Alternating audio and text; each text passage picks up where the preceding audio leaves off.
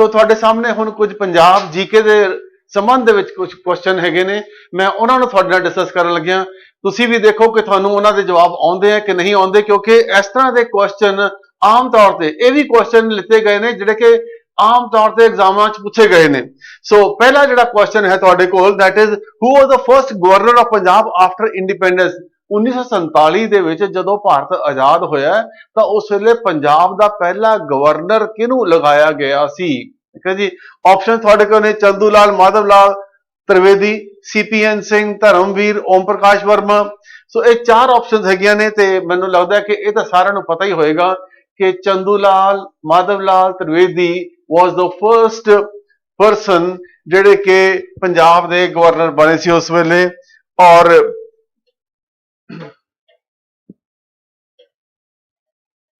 1947 ਤੋਂ ਲੈ ਕੇ 1953 ਤੱਕ ਇਹ ਪੰਜਾਬ ਦੇ ਗਵਰਨਰ ਰਹੇ ਸੀਗੇ।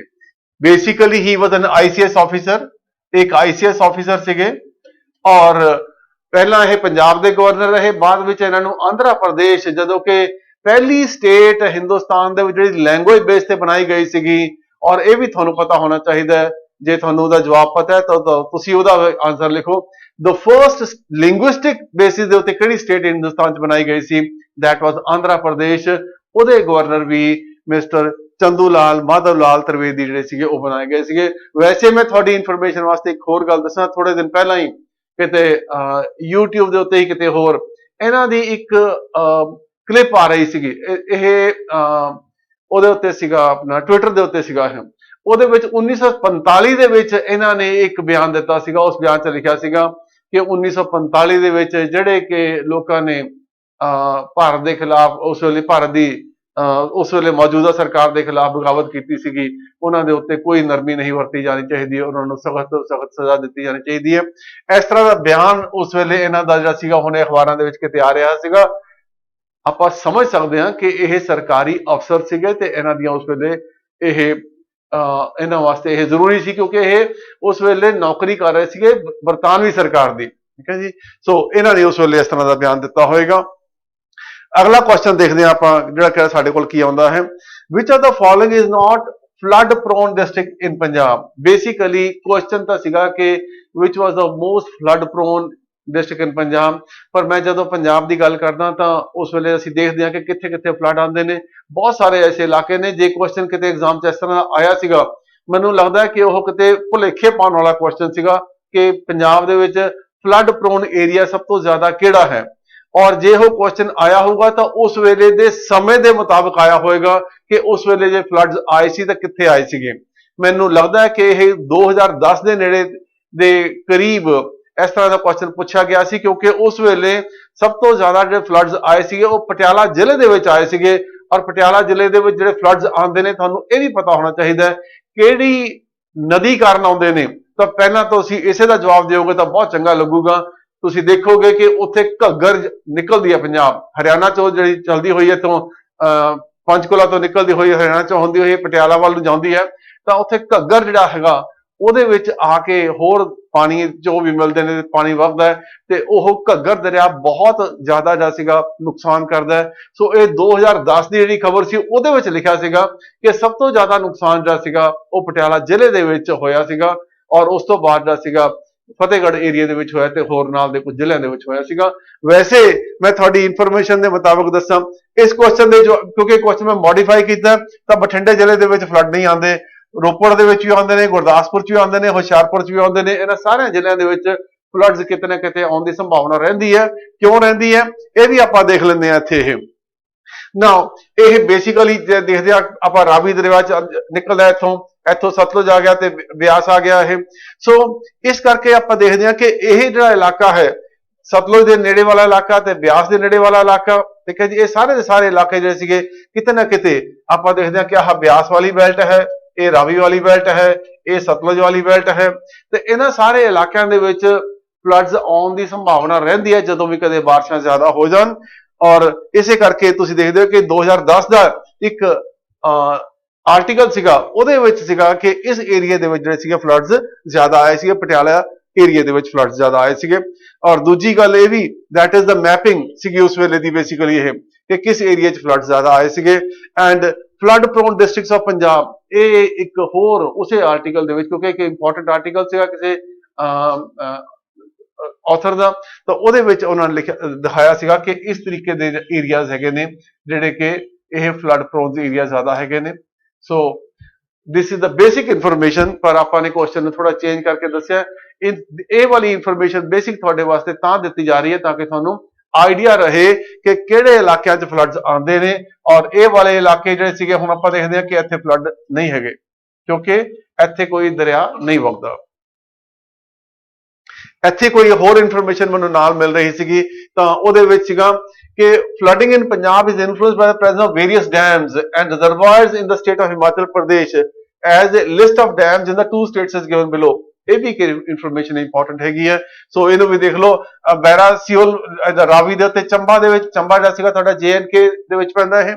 ਸੋ ਭਾਖੜਾ ਡੈਮ ਤੁਹਾਨੂੰ ਪਤਾ ਹੀ ਹੈ ਜਿਹੜਾ ਸੀਗਾ ਸਤਲੁਜ ਦਰਿਆ ਦੇ ਉੱਤੇ ਪੈਂਦਾ ਹੈ, ਔਰ ਇਹ ਪਹਿਲਾਂ ਬਿਲਾਸਪੁਰ ਜ਼ਿਲ੍ਹਾ ਹੁੰਦਾ ਸੀਗਾ, ਔਰ ਇਹ ਹੁਣ ਆਪਣਾ ਭਾਖੜਾ ਡੈਮ ਹੋ ਗਿਆ, ਔਰ ਉਸ ਤੋਂ ਬਾਅਦ ਨੰਗਲ ਡੈਮ ਹੋ ਗਿਆ, ਜਿਹੜਾ ਕਿ ਔਰ ਉੱਥੇ ਜਿਹੜੀ ਲੇਕ ਬਣੀ ਹੋਈ ਹੈ ਉਹਨੂੰ ਆਪਾਂ ਗੋਬਿੰਦ ਸਾਗਰ ਲੇਕ ਕਹਿੰਦੇ ਆ, ਹਿਮਾਚਲ ਪ੍ਰਦੇਸ਼ 'ਚ ਪੈਂਦੀ ਹੈ। ਸੋ ਦੂਜਾ ਵੱਡਾ ਡੈਮ ਇਹ ਹੈ।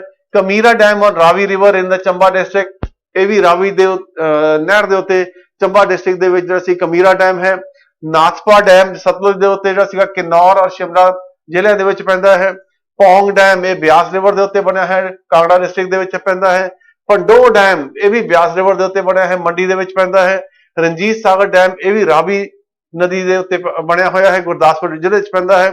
ਸੋ ਇਹ ਕੁਝ ਡੈਮ ਨੇ ਜਿਹੜੇ ਕਿ ਪੰਜਾਬ ਤੇ ਹਿਮਾਚਲ ਦੇ ਵਿੱਚ ਹੈਗੇ ਨੇ। ਇਹਦੇ ਨਾਲ ਤੁਸੀਂ ਦੇਖੋਗੇ ਇੱਥੇ ਲਿਖਿਆ ਨਹੀਂ, ਪਰ ਇੱਕ ਜੋਗਿੰਦਰ ਨਗਰ ਡੈਮ ਵੀ ਹੈਗਾ, ਉਹ ਵੀ ਜਿਹੜਾ ਸੀਗਾ ਇਹਦੇ ਵਿੱਚ ਕਿਤੇ ਮੈਂਸ਼ਨ ਹੋਣਾ ਚਾਹੀਦਾ ਸੀਗਾ। ਜੋਗਿੰਦਰ ਨਗਰ ਦੇ ਵਿੱਚ ਇੱਕ ਡੈਮ ਹੈ। ਸੋ ਨੈਕਸਟ ਕੁਐਸਚਨ ਸਾਡੇ ਕੋਲ ਹੈ ਕਿ who laid the foundation stone of Durgiana Mandir. Durgiana ਮੰਦਿਰ ਹੈਗਾ, ਇਹ ਕਿੱਥੇ ਹੈ? ਇਹ ਤੁਹਾਨੂੰ ਪਤਾ ਹੀ ਹੋਣਾ ਕਿ ਇਹ ਅੰਮ੍ਰਿਤਸਰ ਦੇ ਵਿੱਚ ਦੁਰਗਿਆਨਾ ਮੰਦਿਰ ਹੈ। ਹਰਮੰਦਰ ਸਾਹਿਬ, ਉਸ ਤੋਂ ਬਾਅਦ ਦੁਰਗਿਆਨਾ ਮੰਦਿਰ, ਔਰ ਜਿਹੜਾ ਸੀਗਾ ਇਹ ਕਿਨੇ ਬੇਸਿਕਲੀ ਕੁਐਸਚਨ ਸਾਡੇ ਕੋਲ ਹੈਗਾ ਕਿ ਇਹਨੇ ਫਾਊਂਡੇਸ਼ਨ ਸਟੋਨ ਕਿਨੇ ਇਹਦਾ ਰੱਖਿਆ ਸੀਗਾ ਦੁਰਗਿਆਨਾ ਮੰਦਿਰ ਦਾ। ਨਾ ਜਦੋਂ ਆਪਾਂ ਹਿਸਟਰੀ ਦੇ ਵਿੱਚ ਜਾਂਦੇ ਆ ਤਾਂ ਵਿਕੀਪੀਡੀਆ ਤੇ ਦੇਖਦੇ ਆ ਤਾਂ ਉੱਥੇ ਬਹੁਤ ਸਾਰੇ ਤੱਥ ਸਾਨੂੰ ਉਹਦੇ ਵਿੱਚ ਮਿਲਦੇ ਨੇ। ਇਹ ਤਾਂ ਤੁਸੀਂ ਜਾਣਦੇ ਹੋ ਕਿ ਹਰਮੰਦਰ ਸਾਹਿਬ ਜਿਹੜਾ ਨੀਂਹ ਪੱਥਰ ਰੱਖਿਆ ਸੀਗਾ ਉਹ ਤਾਂ ਮੀਆਂ ਮੀਰ ਨੇ ਰੱਖਿਆ ਸੀਗਾ, ਪਰ ਦੁਰਗਿਆਨਾ ਮੰਦਿਰ ਇਹਦੇ ਬਾਰੇ ਵੀ ਕੁਝ ਇੱਕ ਜਿਹੜੇ ਸੀਗੇ ਤੱਥ ਹੁਣ ਸਾਹਮਣੇ ਆਉਂਦੇ ਪਏ ਨੇ ਕਿ ਇਹਦਾ ਜ਼ਿਕਰ ਸਾਨੂੰ ਪੁਰਾਣੇ ਕਿਤੇ ਨਾ ਕਿਤੇ ਇਨਫੋਰਮੇਸ਼ਨ ਦੇ ਵਿੱਚ ਮਿਲਦਾ, ਗਜ਼ਟ ਦੇ ਵਿੱਚ ਮਿਲਦਾ, ਔਰ ਉਸ ਗਜ਼ਟ ਦੇ ਮੁਤਾਬਕ ਇਹ ਕਿਹਾ ਜਾਂਦਾ ਹੈ ਕਿ ਗੁਰੂ ਹਰਸਹਾਏ ਮਲ ਕਪੂਰ ਜਿਹੜੇ ਕਿ ਕਿਤੇ ਪ੍ਰਿਥੀ ਚੰਦ ਜਿਹੜੇ ਸੀਗੇ, ਤੁਸੀਂ ਜਾਣਦੇ ਹੋ ਕਿ ਗੁਰੂ ਰਾਮਦਾਸ ਜੀ ਦੇ ਵੱਡੇ ਪੁੱਤਰ ਸੀਗੇ, ਪਰ ਉਸ ਵੇਲੇ ਕਿਉਂਕਿ ਗੁਰਗੱਦੀ ਉਹਨਾਂ ਨੂੰ ਨਹੀਂ ਮਿਲੀ ਸੀ, ਗੁਰੂ ਅਰਜਨ ਦੇਵ ਜੀ ਪਾਤਸ਼ਾਹ ਨੂੰ ਮਿਲੀ ਸੀਗੀ, ਤਾਂ ਪ੍ਰਿਥੀ ਚੰਦ ਜਿਹੜੇ ਸੀਗੇ ਉਹਨਾਂ ਦੇ ਵੰਸ਼ ਵਿੱਚੋਂ ਕਹਿੰਦੇ ਨੇ ਕਿ ਕਿਸੇ ਨੇ ਇਹ ਮੰਦਿਰ ਦੀ ਜਿਹੜੀ ਸੀਗੀ ਉਸਾਰੀ ਸ਼ੁਰੂ ਕਰਵਾਈ ਸੀਗੀ, ਪਰ ਇਹਦੇ ਪੱਕੇ ਸਬੂਤ ਤਾਂ ਇਸ ਤਰ੍ਹਾਂ ਦੇ ਕੋਈ ਨਹੀਂ ਮਿਲਦੇ। ਪਰ ਹਾਂ ਇਹ ਜ਼ਰੂਰ ਕਿਹਾ ਜਾਂਦਾ ਹੈ ਕਿ 1921 ਦੇ ਵਿੱਚ ਮਦਨ ਮੋਹਨ ਮਾਲਵੀਆ ਤੁਸੀਂ ਇਹ ਵੀ ਜਾਣਦੇ ਹੋਗੇ ਕਿ ਭਾਰਤ ਸਰਕਾਰ ਨੇ ਪਿੱਛੇ ਜੇ 2015 ਦੇ ਵਿੱਚ ਉਹਨਾਂ ਨੂੰ ਭਾਰਤ ਰਤਨ ਸੀਗਾ ਸਨਮਾਨਿਤ ਕੀਤਾ ਸੀਗਾ। ਇਹ ਕਿਸੇ ਵੇਲੇ ਕਾਂਗਰਸ ਦੇ ਪ੍ਰਧਾਨ ਵੀ ਰਹੇ ਨੇ, ਪਰ ਇਹਨਾਂ ਨੇ ਕਾਂਗਰਸ ਛੱਡ ਕੇ ਫਿਰ ਹਿੰਦੂ ਮਹਾਸਭਾ ਬਣਾਈ ਸੀਗੀ ਔਰ ਉਹਦੇ ਇਹ ਪ੍ਰਧਾਨ ਰਹੇ। ਸੋ ਪੰਡਿਤ ਮਦਨ ਮੋਹਨ ਮਾਲਵੀਆ ਇਹਨਾਂ ਨੇ ਦੁਰਗਿਆਨਾ ਮੰਦਿਰ ਦੀ ਨੀਂਹ ਰੱਖੀ ਸੀਗੀ। ਇਹ ਵੀ ਹੁਣ ਤੁਹਾਨੂੰ ਪਤਾ ਹੋਣਾ ਚਾਹੀਦਾ ਕਿ ਪੰਡਿਤ ਮਦਨ ਮੋਹਨ ਮਾਲਵੀਆ ਨੇ ਹੋਰ ਕਿਸ ਚੀਜ਼ ਦੀ ਨੀਂਹ ਰੱਖੀ ਸੀਗੀ? ਬਨਾਰਸ ਹਿੰਦੂ ਯੂਨੀਵਰਸਿਟੀ ਜਿਹੜੀ ਇਸ ਵੇਲੇ ਕਾਸ਼ੀ ਵਿੱਚ ਹੈ ਜਾਂ ਵਾਰਾਣਸੀ ਦੇ ਵਿੱਚ ਹੈ, ਉਹਦਾ ਨੀਂਹ ਪੱਥਰ ਵੀ ਪੰਡਿਤ ਮਦਨ ਮੋਹਨ ਮਾਲਵੀਆ ਨੇ ਰੱਖਿਆ ਸੀਗਾ। ਸੋ ਇਹ 1921 ਦੇ ਵਿੱਚ ਦੁਰਗਿਆਨਾ ਮੰਦਿਰ ਦੀ ਨੀਂਹ ਪੱਥਰ ਰੱਖਿਆ ਸੀਗਾ। ਇਹਦੇ ਨਾਲ ਜਿਹੜੀ ਇੱਕ ਹੋਰ ਇਨਫੋਰਮੇਸ਼ਨ ਹੈਗੀ, ਤੁਹਾਨੂੰ ਪਤਾ ਹੋਣਾ ਚਾਹੀਦਾ ਕਿ ਸਿੰਘ ਸਭਾ ਲਹਿਰ ਚੱਲੀ ਸੀਗੀ 1920 ਦੇ ਵਿੱਚ ਤਕਰੀਬਨ, ਜਾਂ ਸੀ ਉਸ ਦਹਾਕੇ ਦੇ ਵਿੱਚ। ਉਸ ਵੇਲੇ ਗੁਰਦੁਆਰਿਆਂ ਨੂੰ ਮਹੰਤਾਂ ਤੋਂ ਛਡਾਉਣ ਦਾ ਇੱਕ ਪ੍ਰਯਤਨ ਕੀਤਾ ਗਿਆ ਸੀਗਾ, ਇੱਕ ਹੰਭਲਾ ਮਾਰਿਆ ਗਿਆ ਸੀਗਾ, ਔਰ ਉਸੇ ਦੇ ਨਤੀਜੇ ਪੱਖੋਂ ਅਕਾਲੀ ਦਲ ਦੀ ਫਾਰਮੇਸ਼ਨ ਹੋਈ ਸੀਗੀ। ਦੈਟ ਇਜ਼ 15 ਜਾਂ 16 ਦਸੰਬਰ 1920 ਨੂੰ ਅਕਾਲੀ ਦਲ ਦੀ ਫਾਰਮੇਸ਼ਨ ਹੋਈ ਸੀਗੀ। ਔਰ ਉਹਦੇ ਵਿੱਚ ਇਹ ਡਿਸਾਈਡ ਕੀਤਾ ਗਿਆ ਸੀ ਕਿ ਪਹਿਲਾ ਹਰਮੰਦਰ ਸਾਹਿਬ ਦੇ ਜਿਹੜਾ ਆਪਣਾ ਚੌਗਿਰਦਾ ਹੈ ਉਹਦੇ ਵਿੱਚ ਮੂਰਤੀਆਂ ਵੀ ਬਹੁਤ ਸਾਰੀਆਂ ਪਈਆਂ ਸੀਗੀਆਂ। ਸੋ ਉਹਨਾਂ ਮੂਰਤੀਆਂ ਨੂੰ ਜਦੋਂ ਅਕਾਲੀ ਦਲ ਨੇ ਜਾਂ ਸਿੱਖਾਂ ਦੇ ਪ੍ਰਤੀਨਿਧੀਆਂ ਨੇ ਉੱਥੋਂ ਹਟਾਉਣਾ ਸੀਗਾ ਤਾਂ ਉਸ ਵੇਲੇ ਫਿਰ ਹਰਮੰਦਰ ਸਾਹਿਬ ਦੇ ਰੈਪਲੀਕਾ ਦੇ ਬੇਸਿਸ ਦੇ ਉੱਤੇ ਪੰਡਿਤ ਮਦਨ ਮੋਹਨ ਮਾਲਵੀਆ ਨੇ ਦੁਰਗਿਆਨਾ ਮੰਦਿਰ ਬਣਾਇਆ। It is a form of replica of Harmandir Sahib ਔਰ ਇਹ ਮੂਰਤੀਆਂ ਜਿਹੜੀਆਂ ਸੀਗੀਆਂ ਇਹ ਹਰਮੰਦਰ ਸਾਹਿਬ ਦੇ ਪ੍ਰੈਸਿਡੈਂਟਸ ਵਿੱਚੋਂ ਜਾਂ ਉਹਨਾਂ ਦੇ ਜਿਹੜੇ ਆਲਾ ਦੁਆਲਾ ਸੀ ਉੱਥੋਂ ਉਹਨਾਂ ਨੂੰ ਵਿਸਥਾਪਿਤ ਕਰਕੇ ਜਿਹੜਾ ਸੀਗਾ ਦੁਰਗਿਆਨਾ ਮੰਦਿਰ ਦੇ ਵਿੱਚ ਰੱਖਿਆ ਗਿਆ ਸੀਗਾ। हाँ जी, नेक्स्ट क्वेश्चन है which thermal power plant in Punjab has recently been shut down. So Punjab दे विच किहड़ा थर्मल दा मतलब की हुंदा जिहड़ा कोले नाल चलदा होवे। सो किहड़ा थर्मल पावर प्लांट है जिहड़ो कि हुणे पंजाब सरकार ने बंद करन दा हुक्म दिता और ये बंद हो भी गया। जिवें तुहानूं पता होना कि बठिंडे दा गुरु नानक देव जी थर्मल प्लांट उहनूं बंद कर दिता गया और भारत सरकार का यह टीचा है कि हौली हौली करके असी थर्मल पावर तो रिन्यूएबल एनर्जी के उत्तर वधना है क्योंकि क्लाइमेट चेंज या जिवें असी देखते हैं कि वातावरण में चेंजेस आ रही ने वो एक सब तो वड्डा कारण है वो थर्मल पावर प्लांट भी है बने जाते हैं। इस करके गुरु Nanak Dev thermal power plant जो बठिंडे बंद कर दिता गया। ये कह के बंद किया गया कि इन्हें अपना समा पूरा कर लिया। अप्रोक्सीमेटली यह कहा जाता है कि जदों भी कोई थर्मल पावर प्लांट लगाया जाए तो उसकी उम्र 25 साल होंगी है तो इसनूं उस तो ज्यादा समा हो चुकिया सीगा। इस करके जो सीगा इसकी हुण वायबिलिटी नहीं रही तो उस Guru Nanak Dev thermal power plant at Bathinda उन्होंने जो सीगा हुण बंद कर दिता गया। आपां ये भी देख लीए कि होर किहड़े-किहड़े थर्मल पावर प्लांट ने। राजपुरा दे विच थर्मल पावर प्लांट लग्या है, तलवंडी साबो भी थर्मल पावर प्लांट लग्या है, यह बठिंडे वाला बंद हो गया। Guru Gobind Singh thermal power plant Ropar दे विच है, Guru Hargobind thermal power plant लहरा मोहम्मद बठिंडे दे विच है, गोविंदवल साहब दे विच भी थर्मल पावर प्लांट लग्या होया है। इस तरीके नाल हाले कुछ थर्मल पावर प्लांट बचे ने पर जिहड़ा हुण बंद होया वो बठिंडे वाला गुरु Nanak Dev thermal power plant है उन्होंने यह बंद कर दिता गया है। चिट्टा लहू नॉवल वाज रिटन बाय, चिट्टा लहू ये नावल किने लिखिया। सो एक क्वेश्चन किते ना किते लिटरेचर ते जरूर पूछ लेता जाता है। सो तुहानूं पता है कि खुशवंत सिंह तां अंग्रेजी विच लिखदे सीगे। सो ये ऑप्शन थोड़ी जिहड़ी सी नहीं आएगी। शिव कुमार बटालवी पोएट सीगे, पीड़ां दा परागा या लूना उस तरह कवितावां हैगियां ने। गुरबख्श सिंह प्रीतलड़ी और नानक सिंह दी ऑप्शन बचदी है और आंसर जिहड़ा साडा हैगा इहदे च नानक सिंह है। नानक सिंह उन्हां नूं जिहड़ा सीगा पंजाबी नावल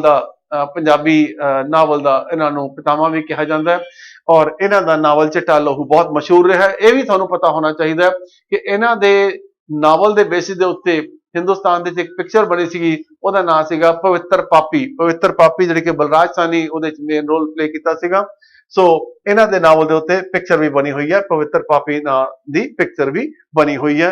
गुरबख्श सिंह यह भी तुहानूं पता होना चाहिए कि इन्हां दा एक मैगजीन सी गुरबख्श सिंह प्रीतलड़ी और इन्हां दियां बुक्स अगे इश्क जिन्हां दी हड्डी रचिया, इस तरह दी किताबां बहुत मशहूर सी इन्हां दियां।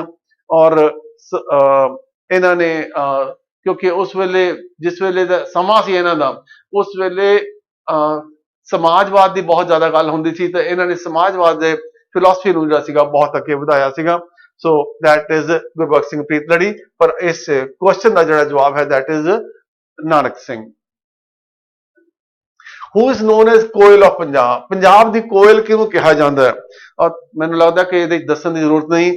सुरिंदर कौर जिहड़ा सीगा इन्हां नूं पंजाब की कोयल कहा जाता है और लट्ठे दी चादर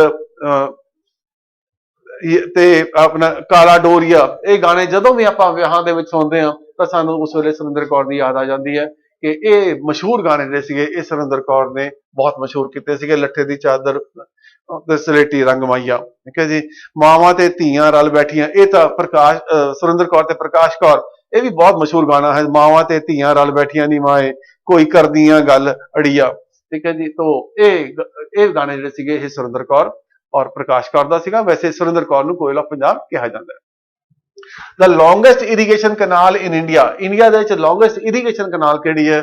सो आई थिंक ये भी तुहानूं पता होना चाहिए कि इंदिरा गांधी कनाल जिहड़ी कि राजस्थान नूं पानी सप्लाई कर दिया। That is the longest irrigation canal in India. Which are the following longest national highway passing through Punjab? Punjab ਦੇ ਵਿੱਚ ਲੌਂਗੈਸਟ ਨੈਸ਼ਨਲ ਹਾਈਵੇ ਜਿਹੜਾ ਸੀਗਾ ਉਹ ਕਿਹੜਾ ਹੈ? ਸੋ ਦੈਟ ਇਜ਼, ਤੁਹਾਨੂੰ ਪਤਾ ਹੋਣਾ ਚਾਹੀਦਾ ਹੈ, NH44 is the longest national highway ਜਿਹੜਾ ਕਿ ਪੰਜਾਬ ਦੇ ਵਿੱਚੋਂ ਲੰਘਦਾ ਹੈ। ਠੀਕ ਹੈ ਜੀ, ਇਹਨਾਂ ਦੇ ਵਿੱਚੋਂ, ਠੀਕ ਹੈ ਜੀ, ਅਮੰਗ ਦੀਜ਼, ਇਹਨਾਂ ਦੇ ਵਿੱਚੋਂ ਜਿਹੜਾ ਸੀਗਾ ਲੌਂਗੈਸਟ ਨੈਸ਼ਨਲ ਹਾਈਵੇ ਜਿਹੜਾ ਹੈ NH44 ਹੈ।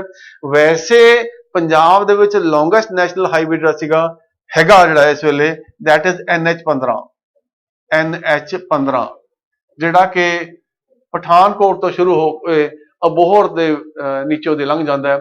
ਇਸ ਵੇਲੇ NH15 is the longest national highway of Punjab. ਪਰ ਜੇ ਆਪਾਂ ਇਹਨਾਂ ਦੀ ਗੱਲ ਕਰੀਏ ਤਾਂ ਇਹਨਾਂ ਦੇ ਵਿੱਚੋਂ ਜਿਹੜਾ ਸੀਗਾ ਆਨਸਰ ਸਾਡਾ ਸੀ NH44 ਹੋਏਗਾ। ਇਹ ਵੀ ਤੁਹਾਨੂੰ ਪਤਾ ਹੋਣਾ ਚਾਹੀਦਾ ਕਿ 2010 ਦੇ ਵਿੱਚ ਨੋਮਨਕਲੇਚਰ ਜਿਹੜਾ ਸੀਗਾ ਉਹ ਚੇਂਜ ਹੋ ਗਿਆ ਹਾਈਵੇਜ਼ ਦਾ। ਜਿਹੜਾ NH44 ਹੈ ਇਹਨੂੰ ਕਦੇ NH1 ਕਿਹਾ ਜਾਂਦਾ ਸੀਗਾ। ਦੈਟ ਇਜ਼ ਕਿ ਆਪਣੀ ਸ਼ੇਰਸ਼ਾਹ ਸੂਰੀ ਮਾਰਗ ਨੂੰ ਜਾਂ ਆਪਾਂ ਕਹੇ ਕਿ GT ਰੋਡ ਜਿਹੜੀ ਸੀਗੀ ਉਹਨੂੰ NH1 ਕਿਹਾ ਜਾਂਦਾ ਸੀਗਾ, ਔਰ ਦਿੱਲੀ ਤੋਂ ਲੈ ਕੇ ਲਾਹੌਰ ਤੱਕ ਜਾਂ ਆਪਾਂ ਵਾਹਗਾ ਬਾਰਡਰ ਤੱਕ ਜਿਹੜਾ ਸੀਗਾ ਇਹਨੂੰ ਕਹਿ ਲਈਏ ਇਹ ਦਿਸ ਵਾਸ ਨੋਨ ਐਜ਼ ਦਾ NH1 ਕਿਹਾ ਜਾਂਦਾ ਸੀਗਾ। ਪਰ 2010 ਦੇ ਵਿੱਚ ਨੋਮਨਕਲੇਚਰ ਚੇਂਜ ਕਰ ਦਿੱਤਾ ਗਿਆ। ਚੇਂਜ ਕੀ ਕਰ ਦਿੱਤਾ ਗਿਆ ਕਿ ਜਿਹੜੀਆਂ ਨਾਰਥ ਤੋਂ ਲੈ ਕੇ ਸਾਊਥ ਵੱਲ ਨੂੰ ਜਿੰਨੀਆਂ ਵੀ ਨੈਸ਼ਨਲ ਹਾਈਵੇ ਆ ਰਹੀਆਂ ਨੇ ਉਹਨਾਂ ਦੇ ਨੰਬਰ ਆਡ ਹੋਣਗੇ। ਦੈਟ ਮੀਨਸ ਉਹ 1 ਨਾਲ ਸ਼ੁਰੂ ਹੋਣਗੇ ਜਾਂ 3 ਨਾਲ ਸ਼ੁਰੂ ਹੋਣਗੇ। ਠੀਕ ਹੈ ਜੀ, 1 3 5 ਇਸ ਤਰ੍ਹਾਂ ਨੰਬਰ ਚੱਲਣਗੇ ਉਹਨਾਂ ਦੇ ਉਹ। ਠੀਕ ਹੈ, ਔਰ ਜਿਹੜੇ ਕਿ ਤੁਹਾਡੇ ਈਸਟ ਟੂ ਵੈਸਟ ਜਾਣਗੇ ਉਹ ਹਮੇਸ਼ਾ ਈਵਨ ਨੰਬਰ ਰਹਿਣਗੇ। ਠੀਕ ਹੈ ਜੀ, 2 4। ਠੀਕ ਹੈ ਜੀ, ਸੋ ਕਿਉਂਕਿ ਇਹ NH44 ਆਪਣਾ ਅੰਮ੍ਰਿਤਸਰ ਤੋਂ ਲੈ ਕੇ ਇਹ ਰਾਜਪੁਰੇ ਤੱਕ ਨਿਕਲ ਆਇਆ ਤੁਹਾਡਾ ਇਹ। So that means it is going from west to east. ਤਾਂ ਇਹ ਜਿਹੜਾ ਸੀਗਾ ਇਹ ਤੁਹਾਡਾ ਈਵਨ ਨੰਬਰ ਚ ਆਏਗਾ। ਦੈਟ ਮੀਨਸ ਇਹ ਜਿਹੜਾ 4 ਵਾਲਾ ਨੰਬਰ ਜਿਹੜਾ ਸੀਗਾ ਇਹ ਇੱਥੇ ਆਏਗਾ ਤੁਹਾਡਾ। ਇਹ 44 ਇਹਨੂੰ ਨੰਬਰ ਦਿੱਤਾ ਗਿਆ ਹੈ। Punjab topped all other states in the production of, ਇਹ ਸਾਰੇ ਫਰੂਟਸ ਜਿਹੜੇ ਦਿੱਤੇ ਗਏ ਨੇ ਇਹਨਾਂ ਦੇ ਵਿੱਚੋਂ ਪੰਜਾਬ ਕਿਹੜੇ ਫਰੂਟ ਵਿੱਚ 1 ਨੰਬਰ ਦੇ ਉੱਤੇ ਹੈ? ਤੁਹਾਨੂੰ ਪਤਾ ਹੀ ਹੈ ਕਿ ਕਿੰਨੂ ਪੰਜਾਬ ਦੇ ਵਿੱਚ ਹੁੰਦਾ ਹੈ। ਨਾ ਇੱਥੇ ਅੰਗੂਰ ਹੁੰਦੇ ਨੇ, ਨਾ ਇੱਥੇ ਸੇਬ ਹੁੰਦਾ, ਤੇ ਨਾ ਸਟ੍ਰਾਬੈਰੀ ਹੋਣੇ ਸ਼ੁਰੂ ਹੋਈ ਹੈ, ਪਰ ਬਹੁਤ ਘੱਟ ਮਾਤਰਾ 'ਚ ਹੈ। ਸੋ ਸਾਡਾ ਜਵਾਬ ਜਿਹੜਾ ਸੀਗਾ ਕਿੰਨੂ ਹੈ। ਤੁਹਾਨੂੰ ਪਤਾ ਹੀ ਹੈ ਇਹਦੇ ਬਾਰੇ, ਕੋਈ ਦੱਸਣ ਦੀ ਜ਼ਿਆਦਾ ਜ਼ਰੂਰਤ ਵੀ ਨਹੀਂ ਹੈ। The coins issued in the regime of Maharaja Ranjit Singh are known by what name? Maharaja Ranjit Singh ਦੇ ਸਮੇਂ ਦੇ ਵਿੱਚ ਜਿਹੜੇ ਸਿੱਕੇ ਚੱਲੇ ਸੀਗੇ ਉਹਨਾਂ ਨੂੰ ਕੀ ਕਿਹਾ ਜਾਂਦਾ ਹੈ? ਉਹਨਾਂ ਨੂੰ ਅਸੀਂ ਕੀ ਕਹਿੰਦੇ ਆ ਕਿ ਖਾਲਸਾ ਕੋਇਨ ਕਹਿੰਦੇ ਆ, ਕਿ ਗੋਬਿੰਦ ਸ਼ਾਹੀ ਕਹਿੰਦੇ ਆ, ਕਿ ਰਣਜੀਤ ਸਿੱਕਾ ਕਹਿੰਦੇ ਆ, ਕਿ ਨਾਨਕ ਸ਼ਾਹੀ ਕੋਇਨਸ ਕਹਿੰਦੇ ਆ? ਇਹਨਾਂ ਨੂੰ ਨਾਨਕ ਸ਼ਾਹੀ ਕੋਇਨਸ ਕਿਹਾ ਜਾਂਦਾ ਹੈ। ਸੋ ਇਹ ਨਾਨਕ ਸ਼ਾਹੀ ਕੋਇਨਸ ਜਿਹੜੇ ਨੇ ਇਹ ਰਣਜੀਤ ਸਿੰਘ ਦੇ ਟਾਈਮ ਦੇ ਉੱਤੇ ਸ਼ੁਰੂ ਹੋਏ ਸੀਗੇ। ਆਫੀਸ਼ੀਅਲੀ ਆਪਾਂ ਕਹਿ ਸਕਦੇ ਹਾਂ ਕਿ ਰਣਜੀਤ ਸਿੰਘ ਦੇ ਟਾਈਮ ਦੇ ਉੱਤੇ ਸ਼ੁਰੂ ਹੋਏ ਸੀਗੇ। ਵੈਸੇ ਫॉर योर ਇਨਫੋਰਮੇਸ਼ਨ ਕਿ 2 ਤਰ੍ਹਾਂ, ਸਭ ਤੋਂ ਪਹਿਲਾਂ 1765 ਦੇ ਵਿੱਚ ਉਸ ਵੇਲੇ ਪਹਿਲੇ ਇੱਕ ਵਾਰ ਕੋਇਨਸ ਇਸ਼ੂ ਕੀਤੇ ਗਏ ਸੀਗੇ। ਉਹਨਾਂ ਨੂੰ ਅਸੀਂ ਇਸ ਵੇਲੇ ਕਿਤੇ ਨਾ ਕਿਤੇ ਗੋਬਿੰਦ ਸ਼ਾਹੀ ਕੋਇਨ ਕਹਿ ਦਿੰਦੇ ਆ। ਪਰ ਉਸ ਤੋਂ ਬਾਅਦ 1799 ਦੇ ਵਿੱਚ ਜਦੋਂ ਰਣਜੀਤ ਸਿੰਘ ਨੇ ਆਪਣਾ ਰਾਜ ਸੰਭਾਲਿਆ ਔਰ ਉਹਨਾਂ ਨੇ ਜਿਹੜੇ ਸਿੱਕੇ ਇਸ਼ੂ ਕਰਨੇ ਸ਼ੁਰੂ ਕੀਤੇ ਉਹਨਾਂ ਨੂੰ ਅਸੀਂ ਫਿਰ ਨਾਨਕ ਸ਼ਾਹੀ ਕੋਇਨਸ ਕਹਿ ਦਿੰਦੇ ਆ। ਔਰ ਇਹਨਾਂ ਸਿੱਕਿਆਂ ਦੇ ਉੱਤੇ ਤੁਸੀਂ ਇਹ ਵੀ ਦੇਖੋਗੇ ਕਿ ਲਿਖਿਆ ਕੀ ਹੁੰਦਾ ਸੀਗਾ। ਇਹ these are the 2 sides of that particular coin। ਸਿੱਕਾ ਜ਼ਦ ਬਰ ਹਰ ਦੋ ਆਲਮ ਫਜ਼ਲ ਸੱਚਾ ਸਾਹਿਬ ਅਸਤ। ਸਿੱਕਾ ਜ਼ਦ ਬਰ ਦੋ ਆਲਮ ਕਿ ਸਾਰੇ ਜਹਾਨ ਦੇ ਵਿੱਚ ਸੱਚਾ ਜਿਹੜਾ ਹੈਗਾ ਉਹ ਸਾਹਿਬ ਅਸਤ। ਉਹ ਕੀ ਹੈ? ਫਤਿਹ ਤੇਗ ਗੁਰੂ ਗੋਬਿੰਦ ਸਿੰਘ ਸ਼ਾਹ ਨਾਨਕ ਵਹੀਬ ਅਸਤ। ਠੀਕ ਹੈ, ਗੁਰੂ ਗੋਬਿੰਦ ਸਿੰਘ ਔਰ ਉਹਨਾਂ ਦਾ ਗੁਰੂ ਨਾਨਕ ਦੇਵ ਜੀ ਦੇ ਸੀਗੇ ਉਹਨਾਂ ਦਾ ਵਹੀਬ ਅਸਤ ਜਿਹੜਾ ਸੀਗਾ ਦੇ ਆਰ ਦਾ ਉਹ ਉਹਨਾਂ ਦੇ ਹੁਕਮ ਦੇ ਨਾਲ ਸਾਰੀ ਦੁਨੀਆ ਦਾ ਚੱਲਦੀ ਹੈ। ਸੋ ਇਹ ਜਿਹੜਾ ਸੀਗਾ ਸਿੱਕਿਆਂ ਦੇ ਉੱਤੇ ਲਿਖਿਆ ਹੋਇਆ ਸੀਗਾ।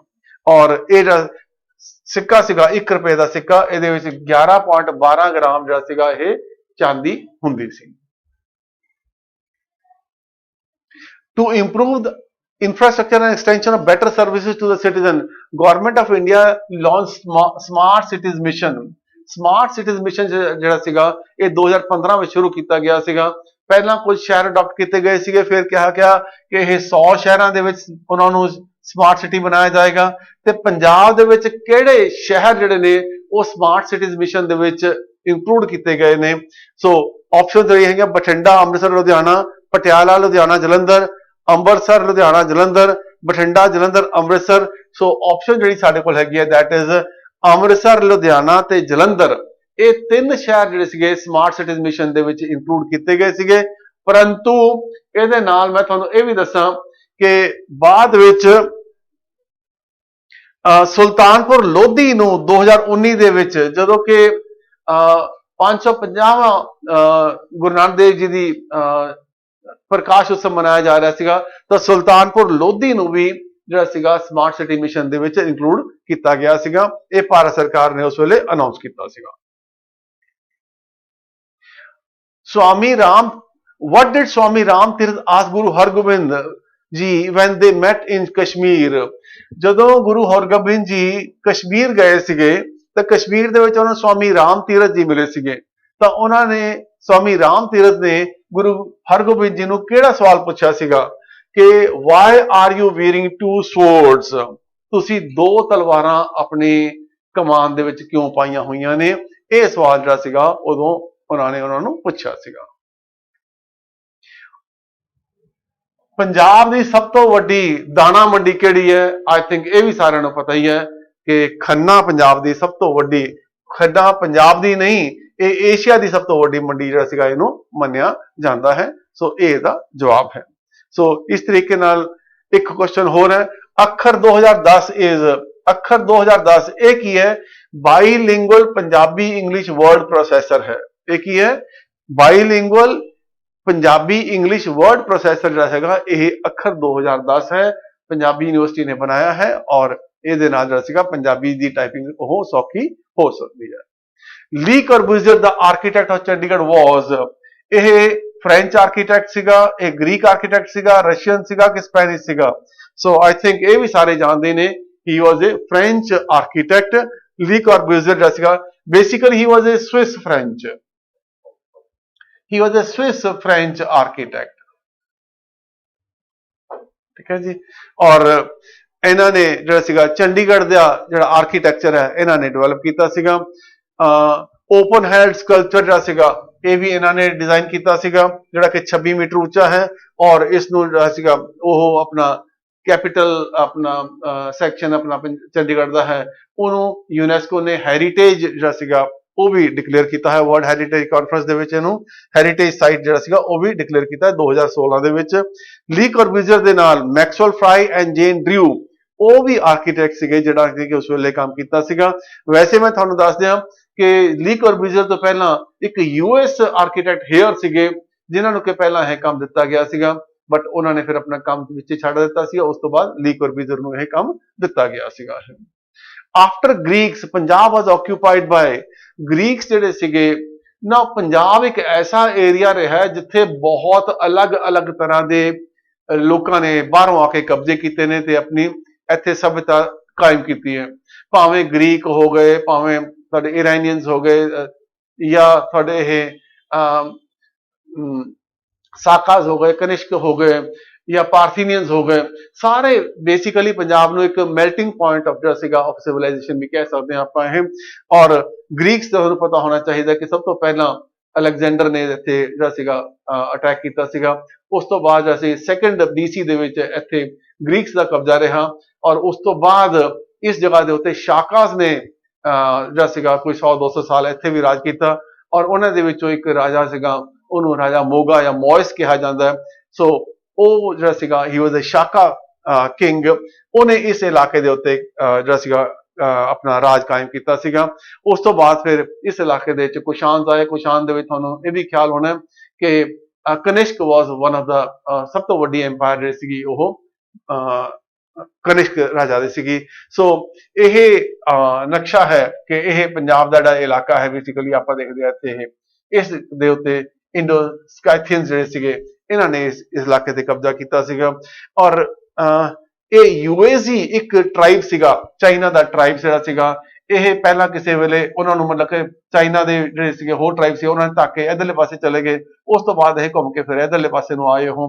ਸੋ ਇਸ ਤਰੀਕੇ ਦੇ ਨਾਲ ਦੁਨੀਆ ਦੇ ਵਿੱਚ ਮਾਈਗ੍ਰੇਸ਼ਨ ਔਰ ਮੂਵਮੈਂਟ ਜਿਹੜੀ ਸੀਗੀ ਇਹ ਹਮੇਸ਼ਾ ਹੁੰਦੀ ਰਹੀ ਹੈ, ਔਰ ਉਸ ਮਾਈਗ੍ਰੇਸ਼ਨ ਦਾ ਹੀ ਸਦਕਾ ਹੈ ਕਿ ਪੰਜਾਬ ਜਿਹੜਾ ਸੀਗਾ ਆਪਾਂ ਕਹਿ ਸਕਦੇ ਹਾਂ ਇੱਕ ਮਾਰਸ਼ਲ ਰੇਸ ਕਿਉਂ ਬਣਿਆ, ਕਿਉਂਕਿ ਇੱਥੇ ਹਮੇਸ਼ਾ ਲੜਾਕੇ ਹੀ ਆਉਂਦੇ ਰਹੇ ਔਰ ਇਹਨਾਂ ਨਾਲ ਹੀ ਵਾਹ ਪੈਂਦਾ ਰਿਹਾ ਪੰਜਾਬੀਆਂ ਦਾ। ਸੋ ਮੋਗਾ ਔਰ ਮੌਸ ਜਿਹੜਾ ਸੀਗਾ ਪਹਿਲੀ ਸੈਂਚੁਰੀ BC ਦੇ ਵਿੱਚ ਉਹਨੇ ਆਪਣਾ ਇੱਥੇ ਰਾਜ ਕਾਇਮ ਕੀਤਾ ਸੀਗਾ। The hot blowing winds before monsoon arriving Punjab are called, ਇਹ ਵੀ ਸਾਨੂੰ ਪਤਾ ਹੀ ਹੈ, ਲੂ ਕਹਿੰਦੇ ਆ ਆਪਾਂ ਜਦੋਂ ਕਿ ਮਈ ਜੂਨ ਦੇ ਵਿੱਚ ਜਿਹੜੀਆਂ ਹਵਾਵਾਂ ਚੱਲਦੀਆਂ ਨੇ, ਔਰ ਹਵਾਵਾਂ ਕਿਹੜੇ ਪਾਸਿਓਂ ਆਉਂਦੀਆਂ ਨੇ ਇਹ ਵੀ ਤੁਹਾਨੂੰ ਪਤਾ ਹੋਣਾ ਹੈ ਕਿ ਇਹ strong hot and dry summer afternoon ਜਿਹੜੀ ਸੀਗੀ ਇਹ ਆਪਣੇ ਪੱਛੋਂ ਤੋਂ ਜਿਹੜੀ ਸੀਗੀ ਇਹ ਹਵਾ ਆਉਂਦੀ ਹੈ, ਠੀਕ ਹੈ, ਵੈਸਟਰਨ ਵਿੰਡਸ ਆਉਂਦੀਆਂ ਨੇ। ਸੋ ਉਹ ਜਿਹੜੀ ਗਰਮ ਹਵਾ ਚੱਲਦੀ ਆ ਉਹਨੂੰ ਅਸੀਂ ਕੀ ਕਹਿੰਦੇ ਆ, ਉਹਨੂੰ ਅਸੀਂ ਲੂ ਕਹਿੰਦੇ ਆ। The first Punjabi poet who used the symbol of, ਇੱਥੇ ਆਉਣਾ ਚਾਹੀਦਾ, who ਆਉਣਾ ਚਾਹੀਦਾ, who used the symbol of human relationship between wife and husband to express his longing for union with divine, ਰੱਬ ਦੇ ਨਾਲ ਮਿਲਣ ਨੂੰ ਉਹ ਹਸਬੈਂਡ ਵਾਈਫ ਦੇ ਰਿਲੇਸ਼ਨਸ਼ਿਪ ਦੇ ਨਾਲ ਉਹਨੂੰ ਪਹਿਲੀ ਵਾਰ ਕਿਹਨੇ ਜਿਹੜਾ ਸੀਗਾ ਮੰਨ ਕੇ ਚੱਲੇ ਨੇ। ਤਾਂ ਉਹਨਾਂ ਦੇ ਜੋ ਸ਼ੇਖ ਕਾਦਰੀ, ਬੁੱਲੇ ਸ਼ਾਹ, ਸੁਲਤਾਨ ਬਾਹੂ, ਬਾਬਾ ਫਰੀਦ, ਬੁੱਲੇ ਸ਼ਾਹ ਵੀ ਬਹੁਤ ਜ਼ਿਆਦਾ ਸੀਗਾ ਇਹ ਹਸਬੈਂਡ ਵਾਈਫ ਦੇ ਰਿਲੇਸ਼ਨਸ਼ਿਪ ਨਾਲ ਮੰਨ ਕੇ ਚੱਲਦਾ ਹੈ, ਪਰ ਬਾਬਾ ਫਰੀਦ ਜਿਹੜੇ ਸੀਗੇ ਹੀ ਵਾਸ ਦ ਫਰਸਟ ਵਨ ਜਿਨ੍ਹਾਂ ਨੇ ਕਿ ਇਸ ਰਿਲੇਸ਼ਨਸ਼ਿਪ ਨੂੰ ਸਵੀਕਾਰ ਕਰਕੇ ਜਾਂ ਉਸ ਤਰੀਕੇ ਨਾਲ ਐਕਸਪਲੇਨ ਕੀਤਾ ਸੀਗਾ। ਕਿਜ ਨਾ ਬੂਝੇ ਕਿਜ ਨਾ ਸੂਝੇ ਦੁਨੀਆ ਗੁਜੀ ਭਾਏ, ਸਾਈ ਮੇਰੇ ਚੰਗਾ ਕੀਤਾ ਨਾਹੀ ਤਾਂ ਸਭ ਤਾਹੇ ਵੀ ਦੰਜਾ ਆਹੇ। ਨਾ ਕੁਝ ਵੀ ਸਮਝ ਨਹੀਂ ਆਉਂਦੀ, ਪਤਾ ਨਹੀਂ ਲੱਗਦਾ, ਠੀਕ ਹੈ। ਸਾਈਂ ਕਿ ਆਪਾਂ ਕਿਹਨੂੰ ਕਹਿ ਦਿੰਦੇ ਆ, ਆਪਣੇ ਮੇਰੇ ਸਾਈਂ ਨੂੰ, ਜਾਂ ਆਪਾਂ ਰੱਬ ਨੂੰ ਕਹਿ ਦਿੰਦੇ ਆ, ਜਾਂ ਆਪਾਂ ਆਪਣੇ ਘਰ ਵਾਲੇ ਨੂੰ। ਆਮ ਤੌਰ ਤੇ ਔਰਤਾਂ ਆਪਣੇ ਘਰ ਨੂੰ ਸਾਈਂ ਕਹਿੰਦੀਆਂ ਨੇ, ਠੀਕ ਹੈ ਜੀ। ਸੋ ਜੇ ਸਾਈਂ ਮੇਰੇ ਚੰਗਾ ਕੀਤਾ, ਰੱਬ ਨੇ ਮੈਨੂੰ ਚੰਗਾ ਕੀਤਾ, ਤਾਂ ਹੀ ਮੈਨੂੰ ਜਿਹੜਾ ਸੀਗਾ ਇਹ ਦੁਨੀਆ ਦੀ ਅੱਗ ਦੇ ਵਿੱਚ ਸੜਨ ਤੋਂ ਬਚਾ ਲਿਆ। ਸੋ ਕਿਤੇ ਨਾ ਕਿਤੇ ਜਦੋਂ ਵੀ ਆਪਾਂ ਰੱਬ ਦੀ ਗੱਲ ਕਰਦੇ ਹਾਂ ਤਾਂ ਉਹਨੂੰ ਅਸੀਂ ਆਪਣੇ ਆਪ ਨੂੰ ਇੱਕ ਔਰਤ ਸਮਝ ਕੇ ਔਰ ਰੱਬ ਨੂੰ ਆਪਣਾ ਰਖਵਾਲਾ ਸਮਝ ਕੇ ਗੱਲ ਕਰਦੇ ਹਾਂ। ਇਹਦੇ ਨਾਲ ਸਾਨੂੰ ਇਹ ਵੀ ਪਤਾ ਲੱਗਦਾ ਹੈ ਕਿ ਉਸ ਵੇਲੇ ਸਮਾਜ ਦੀ ਪੋਜੀਸ਼ਨ ਕੀ ਸੀ। ਸਮਾਜ ਦੀ ਪੋਜੀਸ਼ਨ ਇਹ ਸੀ ਕਿ ਔਰਤ was completely dependent upon the man for her security also. ਤਾਂ ਇਸ ਕਰਕੇ ਜਿਹੜਾ ਸੀਗਾ ਉਹ ਆਪਣੇ ਸਾਈਂ ਨੂੰ ਜਾਂ ਘਰ ਵਾਲੇ ਨੂੰ ਰਖਵਾਲਾ, ਜਾਂ ਇਨਸਾਨ ਜਿਹੜਾ ਸੀਗਾ ਰੱਬ ਨੂੰ ਆਪਣਾ ਰਖਵਾਲਾ ਮੰਨ ਕੇ ਚੱਲਦਾ ਸੀਗਾ। ਇਸ ਤਰੀਕੇ ਨਾਲ ਆਪਾਂ ਇਹ ਵੀ ਕਹਿ ਕੇ ਚੱਲਦੇ ਹਾਂ ਕਿ ਇਹ ਉਸ ਵੇਲੇ ਸਮਾਜ ਦੀ ਪੋਜੀਸ਼ਨ। ਸਹੁਰੇ ਢੋਈ ਨਾ ਲਹੇ ਪਈਏ ਨਾਹੀਂ ਥਾਉ, ਫਿਰ ਵਾਤੜੀ ਨਾ ਪੁੱਛੀ ਧਨ ਸੁਹਾਗਨ ਨਾਉ, ਠੀਕ ਹੈ। ਸੁਹਾਗਨ ਜਿਹੜਾ ਸੀਗਾ ਫਿਰ ਔਰਤ ਦੇ ਨਾਲ ਜਿਹੜਾ ਸੀ ਕਿਤੇ ਨਾ ਕਿਤੇ ਰਿਲੇਸ਼ਨਸ਼ਿਪ ਇਸ ਚੀਜ਼ ਦਾ ਆ ਜਾਂਦਾ। ਸੋ ਇਸ ਤਰੀਕੇ ਨਾਲ ਅਸੀਂ ਦੇਖਦੇ ਹਾਂ ਕਿ ਹਸਬੈਂਡ ਵਾਈਫ ਦਾ ਰਿਲੇਸ਼ਨਸ਼ਿਪ ਜਿਹੜਾ ਸੀਗਾ ਇਹ ਉਸ ਵੇਲੇ ਸ਼ੁਰੂ ਕੀਤਾ ਗਿਆ। The governor of Punjab the shortest tenure Hokishe Sema, ਇਹਨਾਂ ਬਹੁਤ ਥੋੜੇ ਸਮੇਂ ਵਾਸਤੇ ਇਹ ਕਾਰਜਕਾਰੀ ਗਵਰਨਰ ਜਿਹੜੇ ਪੰਜਾਬ ਦੇ ਰਹੇ ਸੀਗੇ। ਮੈਨੂੰ ਲੱਗਦਾ ਨਹੀਂ ਕਿ ਐਸਾ ਕੁਐਸਚਨ ਐਗਜ਼ਾਮ 'ਚ ਪੁੱਛਿਆ ਜਾਣਾ ਚਾਹੀਦਾ ਹੈ। ਇੱਕ ਵਾਰ ਪੁੱਛਿਆ ਗਿਆ ਸੀਗਾ ਇਹ ਡੈਫੀਨਿਟਲੀ, ਤਾਂ ਹੀ ਤੁਹਾਨੂੰ ਇਹ ਦੱਸ ਰਹੇ ਹਾਂ, ਪਰ ਪੁੱਛਿਆ ਜਾਣਾ ਚਾਹੀਦਾ ਨਹੀਂ ਹੈ ਕਿਉਂਕਿ ਹੀ ਵਾਸ ਏ ਕਾਰਜਕਾਰੀ, ਦੈਟ ਮੀਨਸ ਇੰਟਰਿਮ ਗਵਰਨਰ ਸੀਗਾ for a very short time. So ਇਹ ਕੁਐਸਚਨ ਜਿਹੜਾ ਸੀਗਾ ਇਸ ਤਰ੍ਹਾਂ ਦੇ ਕੁਐਸਚਨ ਨਹੀਂ ਹੋਣੇ ਚਾਹੀਦੇ ਜੇ ਆਉਣ ਤਾਂ, ਕਿਉਂਕਿ ਇੰਨੇ ਕੁ ਆਪਾਂ ਯਾਦ ਵੀ ਨਹੀਂ ਕਰ ਸਕਦੇ, ਠੀਕ ਹੈ ਜੀ। ਸੋ ਥੀਸ ਆਰ ਫਿਊ ਕੁਐਸਚਨ ਜਿਹੜੇ ਕਿ ਇਸ ਦੀ ਆਪਾਂ ਦੇਖਦੇ ਹਾਂ ਕਿ ਪੰਜਾਬ ਨਾਲ ਰਿਲੇਟਡ ਨੇ। ਨੇਮ ਦਾ ਫਰਸਟ ਸਿੱਖ ਐਂਡ ਏਸ਼ੀਅਨ ਜੱਜ to be in UK who was recently ਨਹੀਂ ਹੈ ਇਹ, ਠੀਕ ਹੈ ਜੀ, ਕਾਫੀ ਪੁਰਾਣੀ ਗੱਲ ਹੋ ਗਈ। who was knighted by the queen, ਤਾਂ Mota Singh was the person who was knighted by the queen, ਠੀਕ ਹੈ ਜੀ। ਇਹ ਮੈਨੂੰ ਲੱਗਦਾ ਕੋਈ 8-10 ਸਾਲ ਪੁਰਾਣੀ ਗੱਲ ਹੈ। ਸੋ ਕਿਉਂਕਿ ਕੁਐਸਚਨ ਉਸ ਵੇਲੇ ਪੁੱਛਿਆ ਗਿਆ ਹੋਣਾ, ਰੀਸੈਂਟਲੀ ਲਿਖਿਆ ਹੋਣਾ, ਤਾਂ ਇੱਥੇ ਵੀ ਰੀਸੈਂਟਲੀ ਆ ਗਿਆ ਇਹ, ਬਟ ਇਹ ਰੀਸੈਂਟ ਨਹੀਂ ਹੈ, ਇਹ ਕਾਫੀ ਪੁਰਾਣੀ ਗੱਲ ਹੈ। So Mota Singh is the answer to this particular question. So ਅਸੀਂ ਦੇਖਿਆ ਕਿ ਇਹ ਤਕਰੀਬਨ 20 ਕੁਐਸਚਨ ਨੇ ਜਿਹੜੇ ਕਿ ਪੰਜਾਬ ਜੀਕੇ ਦੇ, ਜਿਨ੍ਹਾਂ ਬਾਰੇ ਅੱਜ ਆਪਾਂ ਨੇ ਗੱਲ ਕੀਤੀ ਹੈ। ਇਸੇ ਤਰੀਕੇ ਨਾਲ ਆਪਾਂ ਹੋਰ ਪੰਜਾਬ ਦੇ ਕੁਐਸਚਨ ਉਹ ਡਿਸਕਸ ਕਰਦੇ ਰਹਾਂਗੇ ਤਾਂ ਕਿ ਪੰਜਾਬ ਦੇ ਬਾਰੇ ਜਿਹੜੀ ਜਾਣਕਾਰੀ ਹੈ ਸਾਨੂੰ ਐਗਜ਼ਾਮ ਦੇ ਪਰਪਸ ਦੇ ਨਾਲ ਉਹ ਸਾਡੀ ਸਾਂਝੀ ਹੁੰਦੀ ਰਹੇ। Hello everyone, welcome to Gyanam. Myself Harmandeep Singh and I'm back with the discussion of general knowledge questions. तो ਮੈਨੂੰ ਉਮੀਦ ਹੈ ਤੁਹਾਡੇ ਸਾਰਿਆਂ ਦੇ ਜੀਕੇ ਵਾਲੇ ਕੁਐਸਚਨ ਬਹੁਤ ਵਧੀਆ ਹੋਏ ਹੋਣਗੇ। तो ਅੱਜ ਆਪਾਂ ਜਿਹੜੇ ਕੁਐਸਚਨ ਤੁਸੀਂ ਅਟੈਂਪਟ ਕੀਤੇ ਉਹਨਾਂ ਦੇ ਵਿੱਚੋਂ ਜੀਕੇ ਵਾਲੇ ਪੋਰਸ਼ਨ ਨੂੰ ਡਿਸਕਸ ਕਰਨ ਵਾਲੇ ਆ, ਤੇ ਮੈਨੂੰ ਉਮੀਦ ਹੈ ਤੁਹਾਡੇ ਸਾਰੇ ਕੁਐਸਚਨ ਵਧੀਆ ਹੋਏ ਹੋਣਗੇ ਤੇ ਸਹੀ ਹੋਏ ਹੋਣਗੇ। तो लेट्स बिगिन द सेशन। तो फर्स्ट क्वेश्चन इज, ठीक, पहला क्वेश्चन किस दे बारे है? द फर्स्ट क्वेश्चन सेज कि टेन्योर ऑफ राज्य सभा, what is the tenure of राज्य सभा। ठीक, तो इस क्वेश्चन ਦਾ ਮਤਲਬ ਕੀ ਹੈ? ਇਹਨਾਂ ਨੇ ਪੁੱਛਿਆ ਕਿ ਜੇ ਕੋਈ ਇਨਸਾਨ ਰਾਜ ਸਭਾ ਦੇ ਵਿੱਚ ਜਾਂਦਾ ਹੈ, ਠੀਕ, ਤੇ ਉਹ ਕਿੰਨੇ ਟਾਈਮ ਤੱਕ ਰਹਿੰਦਾ। ਠੀਕ, तो याद रखियो टेन्योर ऑफ राज्य सभा इज 6 ईयर्स। ठीक, राज्य सभा ਦੇ ਇੱਕ ਐਮਪੀ ਦੀ ਟਰਮ ਹੈ ਜਿਹੜੀ 6 ਸਾਲ ਦੀ ਹੁੰਦੀ ਹੈ। ਠੀਕ, ਤੇ ਜੇ ਤੁਸੀਂ ਦੇਖੋਗੇ ਇਹਨੂੰ ਹਾਊਸ, राज्य सभा ਨੂੰ ਪਰਮਾਨੈਂਟ ਹਾਊਸ ਕਿਹਾ ਜਾਂਦਾ ਹੈ। ठीक, it is also called permanent house, permanent house किया जाता है। ते क्यों? क्योंकि किसी भी टाइम ते कोई टाइम ਇਹੋ ਜਿਹਾ ਨਹੀਂ ਹੁੰਦਾ ਜਦੋਂ ਕੋਈ ਵੀ ਉੱਥੇ ਪ੍ਰੈਜ਼ੈਂਟ ਨਹੀਂ ਹੋਊਗਾ ਜਾਂ ਸਾਰਿਆਂ ਦੀ ਟਰਮ ਇਕੱਠੀ ਖਤਮ ਹੋ ਜਾਊਗੀ। ਇਹਦਾ ਰੀਜ਼ਨ ਇਹ ਹੈ ਕਿ after every 2 years 1/3 of members retire.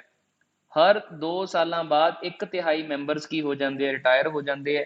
ਦੁਬਾਰਾ ਇਲੈਕਸ਼ਨਸ ਹੋ ਜਾਂਦੀਆਂ ਉਹਨਾਂ ਦੀਆਂ, ਜਿਹੜੀ ਇਲੈਕਸ਼ਨਸ ਇਨਡਾਇਰੈਕਟਲੀ ਹੁੰਦੀਆਂ ਸਟੇਟ ਲੈਜਿਸਲੇਚਰਸ ਦੇ ਐਮਐਲਏਸ ਜੋ ਨੇ ਇਲੈਕਸ਼ਨ ਦੇ ਵਿੱਚ ਪਾਰਟਿਸਿਪੇਟ ਕਰਦੇ ਆ। ਠੀਕ, तो in that sense tenure of राज्य सभा या ਜਿਹੜਾ ਇਨਸਾਨ राज्य सभा ਦੇ ਵਿੱਚ ਜਾਂਦਾ ਹੈ ਉਸ ਦਾ ਟਨਿਓਰ ਹੈ ਜਿਹੜਾ 6 ਇਅਰਸ ਹੁੰਦਾ।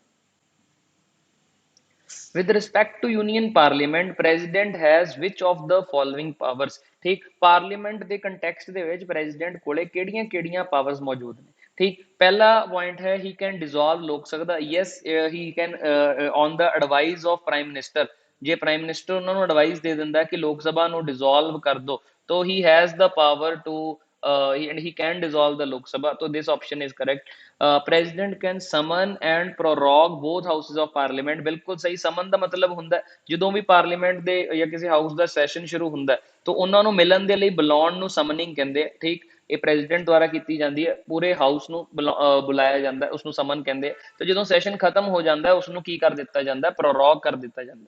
ਪ੍ਰੋਰੋਗ ਦਾ ਮਤਲਬ ਹੁੰਦਾ ਸੈਸ਼ਨ ਖਤਮ ਕਰ ਦੇਣਾ। पूरे हाउस ਨੂੰ नहीं खत्म किया जाता, सिर्फ और सिर्फ सैशन ਨੂੰ खत्म किया जाता। ठीक है जी, तो this is also right, B option is also right, A option is also right। third option is president can also promulgate ordinance। president ordinance promulgate president ही करते ने। ਇਹ ਪਾਵਰ ordinance promulgate ਕਰਨ ਦੀ ਆਰਟੀਕਲ 1 2 3 ਦੇ ਤਹਿਤ president ਨੂੰ ਮਿਲੀ ਹੋਈ ਹੈ। ordinance ਇੱਕ ਇਹੋ ਜਿਹੀ ਸ਼ਕਤੀ ਹੈ ਜਿਹੜੀ synonym to law ਹੈ, but it can only be done ਜਦੋਂ ਦੋਨਾਂ ਹਾਊਸਸ ਦੇ ਵਿੱਚੋਂ ਕੋਈ ਵੀ ਹਾਊਸ ਹੈ ਜਿਹੜਾ ਸੈਸ਼ਨ ਦੇ ਵਿੱਚ ਨਹੀਂ ਹੁੰਦਾ ਤੇ ਜਦੋਂ ਤੱਕ ਹਾਊਸਸ ਦੀ ਰੀਅਸੈਂਬਲੀ ਹੁੰਦੀ ਹੈ ਤਾਂ ਉਹ ਜਿਹੜਾ ਆਰਡੀਨੈਂਸ ਹੈ ਉਹਦੀ life maximum two maximum 6 week ਹੁੰਦੀ ਹੈ। ਆਰਡੀਨਰੀ ਕੇਸਿਸ ਦੇ ਵਿੱਚ ਜੇ ਐਮਰਜੈਂਸੀ ਦਾ ਕੇਸ ਹੋਵੇ ਤਾਂ 6 ਮੰਥਸ ਐਂਡ 6 ਵੀਕਸ ਕਹਿ ਦਿੰਦੇ ਆ ਕਿ ਫੇਰ ordinance the life 6 months and 6 week ਹੈ। ਬਟ ਨਾਰਮਲ ਕੇਸਿਸ ਦੇ ਵਿੱਚ ਇੱਕ ਆਰਡੀਨੈਂਸ 6 ਵੀਕਸ ਲਈ ਵੈਲਿਡ ਹੁੰਦਾ ਤੇ 6 week from the date of reassembly, ਜਦੋਂ ਹਾਊਸ ਰੀਅਸੈਂਬਲ ਹੋ ਜਾਂਦੇ ਆ ਉਸ ਤੋਂ 6 ਹਫ਼ਤਿਆਂ ਤੱਕ ਉਸ ਦੀ ਕੀ ਰਹਿੰਦੀ ਹੈ? ਲਾਈਫ ਰਹਿੰਦੀ ਹੈ। ठीक, तो president parliament they which you can say president has the power to promulgate ordinance. ठीक, तो ए ऑप्शन भी सही है, तो hence all of the above options are correct. तो इस क्वेश्चन का सही आंसर है D option. The Supreme Court or High Court commanding a person or a body to do that which is his or her duty to do comes under which of the following writ? सब तो पहला writ ਦਾ ਮਤਲਬ ਜ਼ਰੂਰੀ ਹੈ। writ ਦਾ ਮਤਲਬ ਹੁੰਦਾ order. ठीक है जी, ऑर्डर ਨੂੰ ਕੀ ਕਹਿੰਦੇ ਆਪਾਂ? ਰਿਟ ਕਹਿੰਦੇ।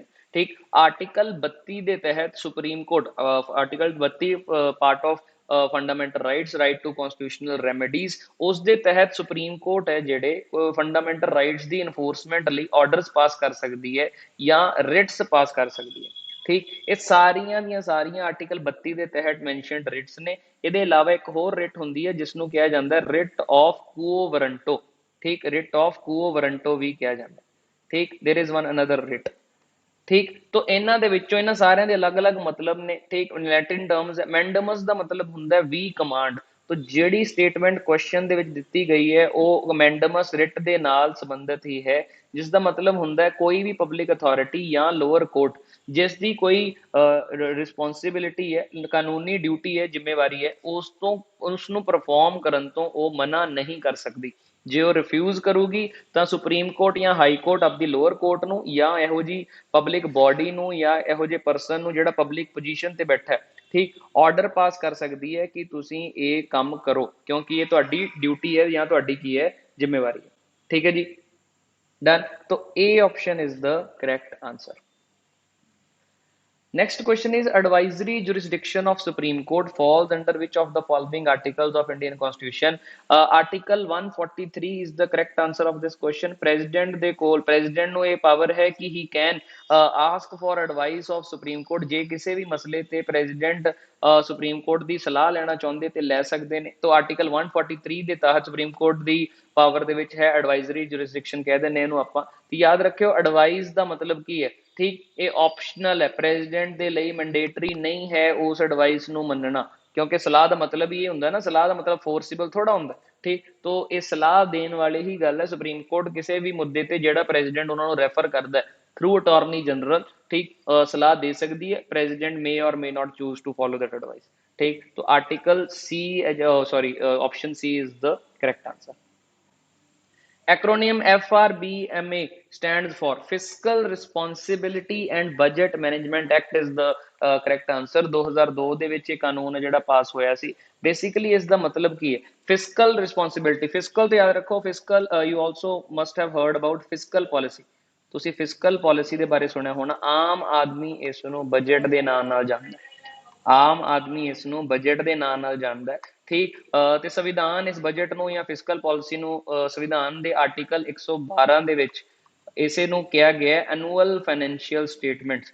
तो एग्जाम ਦੇ ਵਿੱਚ ਇਹ ਵੀ ਪੁੱਛਿਆ ਜਾ ਸਕਦਾ ਐਨੂਅਲ ਫਾਈਨੈਂਸ਼ੀਅਲ ਸਟੇਟਮੈਂਟ ਕਿਹੜੇ ਆਰਟੀਕਲ ਦੇ ਤਹਿਤ ਹੁੰਦੀ ਹੈ, ਆਰਟੀਕਲ 112, ਠੀਕ। Fiscal policy, budget, annual financial statement is almost one and the same thing, ठीक। तो सरकार बजट पास करती है, ਉਹਦੇ ਵਿੱਚ ਖਰਚੇ ਕਰਦੀ ਹੈ ਕੁਝ, ਠੀਕ, ਕੁਝ ਸਕੀਮਾਂ ਚਲਾਉਂਦੀ ਹੈ, ਕੋਈ ਸਬਸਿਡੀਆਂ ਦਿੰਦੀ ਹੈ। ਸਰਕਾਰ ਤਾਂ 5 ਸਾਲਾਂ ਲਈ ਆਪਾਂ ਚੁਣਦੇ ਹਾਂ, 5 ਸਾਲਾਂ ਲਈ ਮੇ or may not it we remain ਔਰ it will not remain.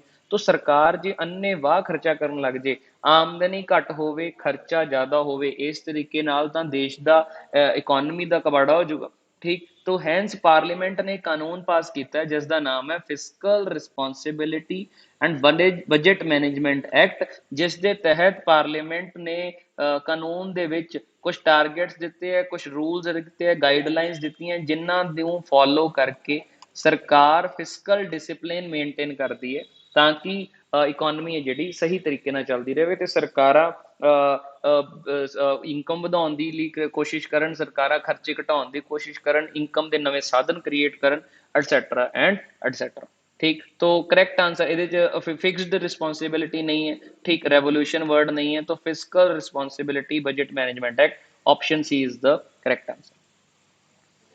Then comes which index measures life expectancy, level of literacy, education, standard of living of people, ठीक। तो देखो इतने सीधा सीधा लिखा हुआ है ह्यूमन डेवलपमेंट इंडेक्स। ये इंडेक्स की है, ये यूनाइटेड नेशंस के द्वारा यूएन का एक प्रोग्राम है जिसका नाम है UNDP, United Nations Development Programme. वो एक हर साल रिपोर्ट पब्लिश करता है जिसका नाम है ह्यूमन डेवलपमेंट रिपोर्ट।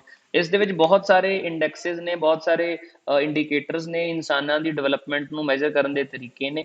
उन्हां दे विचों सब तो इंपॉर्टेंट ते सब तो पहला ही इंਡੀਕੇਟਰ है HDI, ह्यूमन डेवलपमेंट इंडेक्स, ठीक। तो HDI की चीज़ है, HDI इंसानों की डेवलपमेंट मैजर करता है 3 ब्रॉड इंਡੀਕੇਟਰਸ ਨੂੰ ध्यान च रखते हुए।